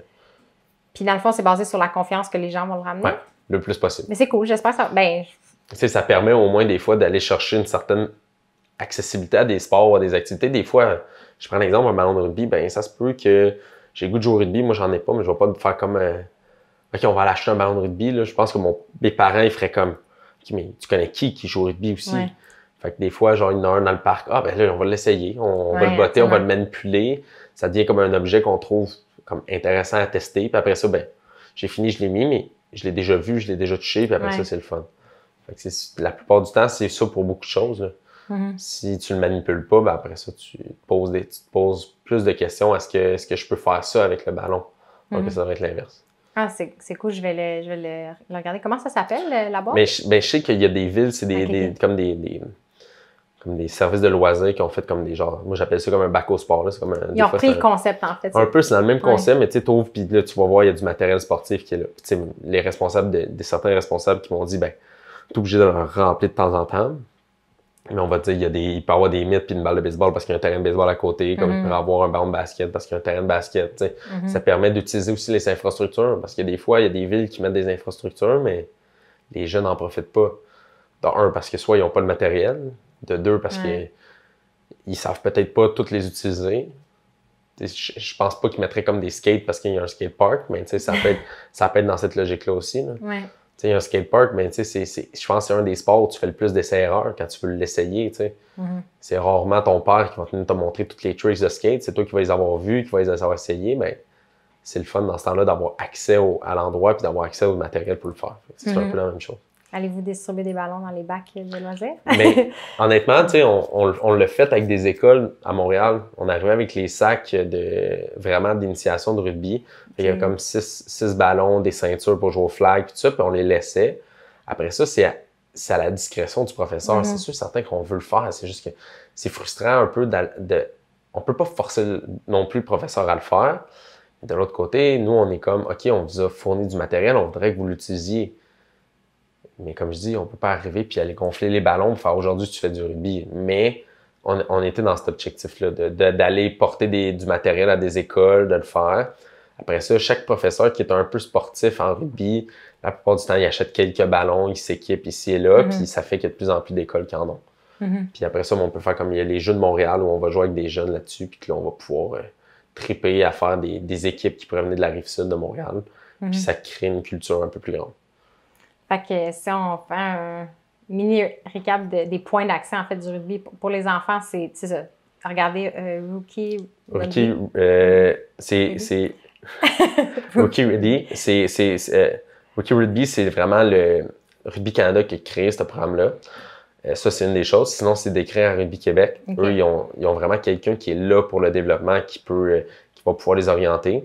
C'est sûr, certains qui si on cherche mini-rugby sur Internet, on va avoir quelques clubs qui le fournissent à Montréal. Fait que, pour les jeunes, c'est vraiment de cet accès-là qu'on peut aller chercher. Après, chez les plus vieux, un peu la même chose dans Rugby Québec, il y a toute la liste des clubs. Fait que tu viens de la Gaspésie, ben, il y a un club à Gaspé, fait que c'est plus facile. Si tu viens de Rimouski, c'est là. Puis des fois, ben, tu peux venir de tel coin, mais il y a peut-être un club peut-être à une demi-heure de route de chez toi. Mais là, ça peut être intéressant de l'essayer. À Montréal, c'est sûr, certains, on a beaucoup de clubs. Le club où on est, nous, on est le seul club dans l'est de Montréal. Tous les autres sont plus dans le centre, puis il y a quelques clubs dans l'ouest. Mais c'est ça, c'est un peu le rechercher. Puis après ça, toujours, la page de Rugby Québec, c'est vraiment la page la plus facile pour trouver de l'information pour le Québec. Puis il y a toujours du monde qui sont là qui sont accessibles pour pouvoir nous donner des infos puis ces choses-là. C'est juste même aller voir un match, mettons comme un budget de 0$, juste se déplacer, aller voir un match, voir si on aime ce qui se dégage d'une activité. Des fois, on tombe en amour avec, comme on disait tantôt, la communauté, la vibe, l'atmosphère autour d'un sport. Puis juste ça, des fois, c'est un premier pas qui peut être intéressant pour un débutant. Puis c'est ça, puis c'est pas un sport que tu as à payer pour venir voir un match.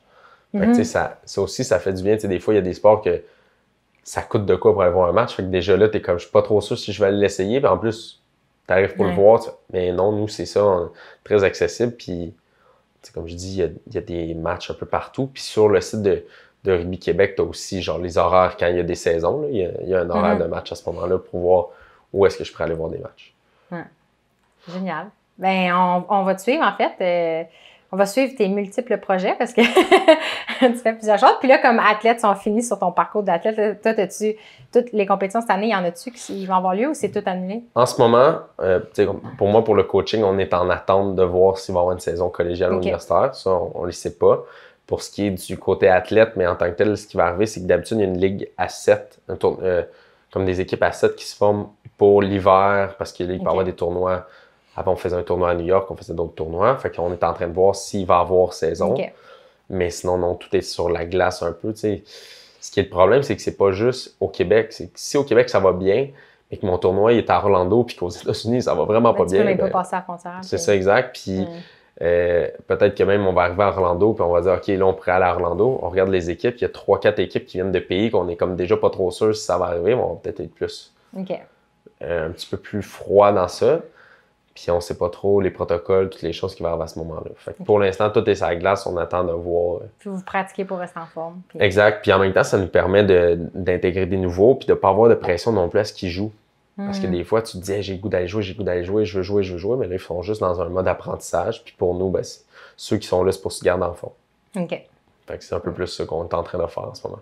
OK. Puis ça marche parce que la fois qu'on vous a vu, là, ça a tellement fait du bien, là. Genre, c'est vraiment ça, là, de se défouler sur un terrain, puis c'est actif. Tu peux pas... Tu sais, il n'y a pas vraiment de temps mort, là. Non, c'est ça. Mais on essaie le moins pas. Tu sais, c'est sûr, certain qu'il y a des matchs où on va en avoir un peu plus, mais c'est un sport qui te garde sur le qui-vive tout le temps. Puis, tu sais, en blague, c'est que là, on faisait des pratiques sans contact. Puis là, il y en a qui disent, ben là, regardez, les gars, vous êtes brûlés à la fin d'une pratique, puis il n'y a pas de contact. Imaginez quand il va y avoir du contact. Puis là, on commence à avoir du contact, puis ça paraît qu'il y en a certains qui vont avoir besoin d'une mise en forme plus grande que d'autres. Mais tu sais, c'est un peu ça. Tu sais, en France, la saison, c'est 10 mois, puis pour nous, la saison, c'est 3 mois. Fait que le 3 mois de saison qu'on a, mais après ça, on a 9 mois où il y en a qui profitent beaucoup plus de leur divan et de leur bonne bouffe, puis il y en a d'autres qui s'entraînent. Fait que c'est un peu la dynamique différente un peu. Parce que là, au moment où le podcast va être diffusé, on est à l'automne. Mais dans le fond, quelqu'un qui voudrait commencer puis que l'été est terminé, il y a encore accès à certaines pratiques en gymnase? D'habitude, on va... Toute l'automne, elle est off pour ce qui est du niveau senior. Puis même pour les plus jeunes, parce qu'ils reviennent à l'école, fait qu'ils sont dans leur structure scolaire. Fait que la plupart du temps, nous, on va dire au Parc olympique qu'on commence en février-mars. Fait qu'à peu près de février-mars, c'est là qu'on commence. Puis après ça, la saison commence en mai. Puis comme là, on serait comme en début septembre, ça serait comme les championnats. On aurait fait nos finales. Fait que si on veut commencer, c'est beaucoup plus au début de l'hiver, dans la fin de l'hiver. Mais après ça, il y a des clubs qui pratiquent en gymnase. Il y en a d'autres qui vont faire juste des entraînements pour garder leur cohésion d'équipe. Nous, on va faire certains événements plus sociaux ou communautaires que de faire des activités rugby à un certain moment donné. Mais comme je pense que nous, on va essayer d'étirer les pratiques au maximum jusqu'à temps qu'il fasse trop froid ou que ça soit trop désagréable parce qu'on a accès au terrain. Puis parce que je pense que pour certains, ça va leur faire du bien mentalement quand même. Mais d'habitude, après les finales, on a comme un temps de répit. Ben oui, il faut. Non, mais c'est cool, on va suivre. En fait, c'est l'incertitude pour tellement de monde en ce moment, dans toutes les sphères de la société, mais on va se donner un point d'aller vous regarder. Moi, j'aimerais ça voir un match. J'étais contente d'être sur le terrain, mais j'aime aussi... Je serais contente aussi d'aller voir un match. Fait qu'on va te suivre. Est-ce que ta page Instagram, c'est ta page aussi d'athlète? Ouais, mais c'est comme j'ai un peu de tout. Là. Je mets mes choses autant d'école, quand je fais des choses au Kanjo, des choses comme ça. C'est pour ça qu'il y a autant des dessins. Fait que c'est une page sportive quand même. Ouais, exact. OK. Puis sinon, mais c'est comme jouer avec le parcours sur la page du Parc olympique, on met tout le temps les informations s'il y a des matchs, ces choses-là. Fait, dès qu'il va y avoir des matchs, on va le savoir à ce moment-là. OK. Ben, parfait, on va suivre ça. Parfait.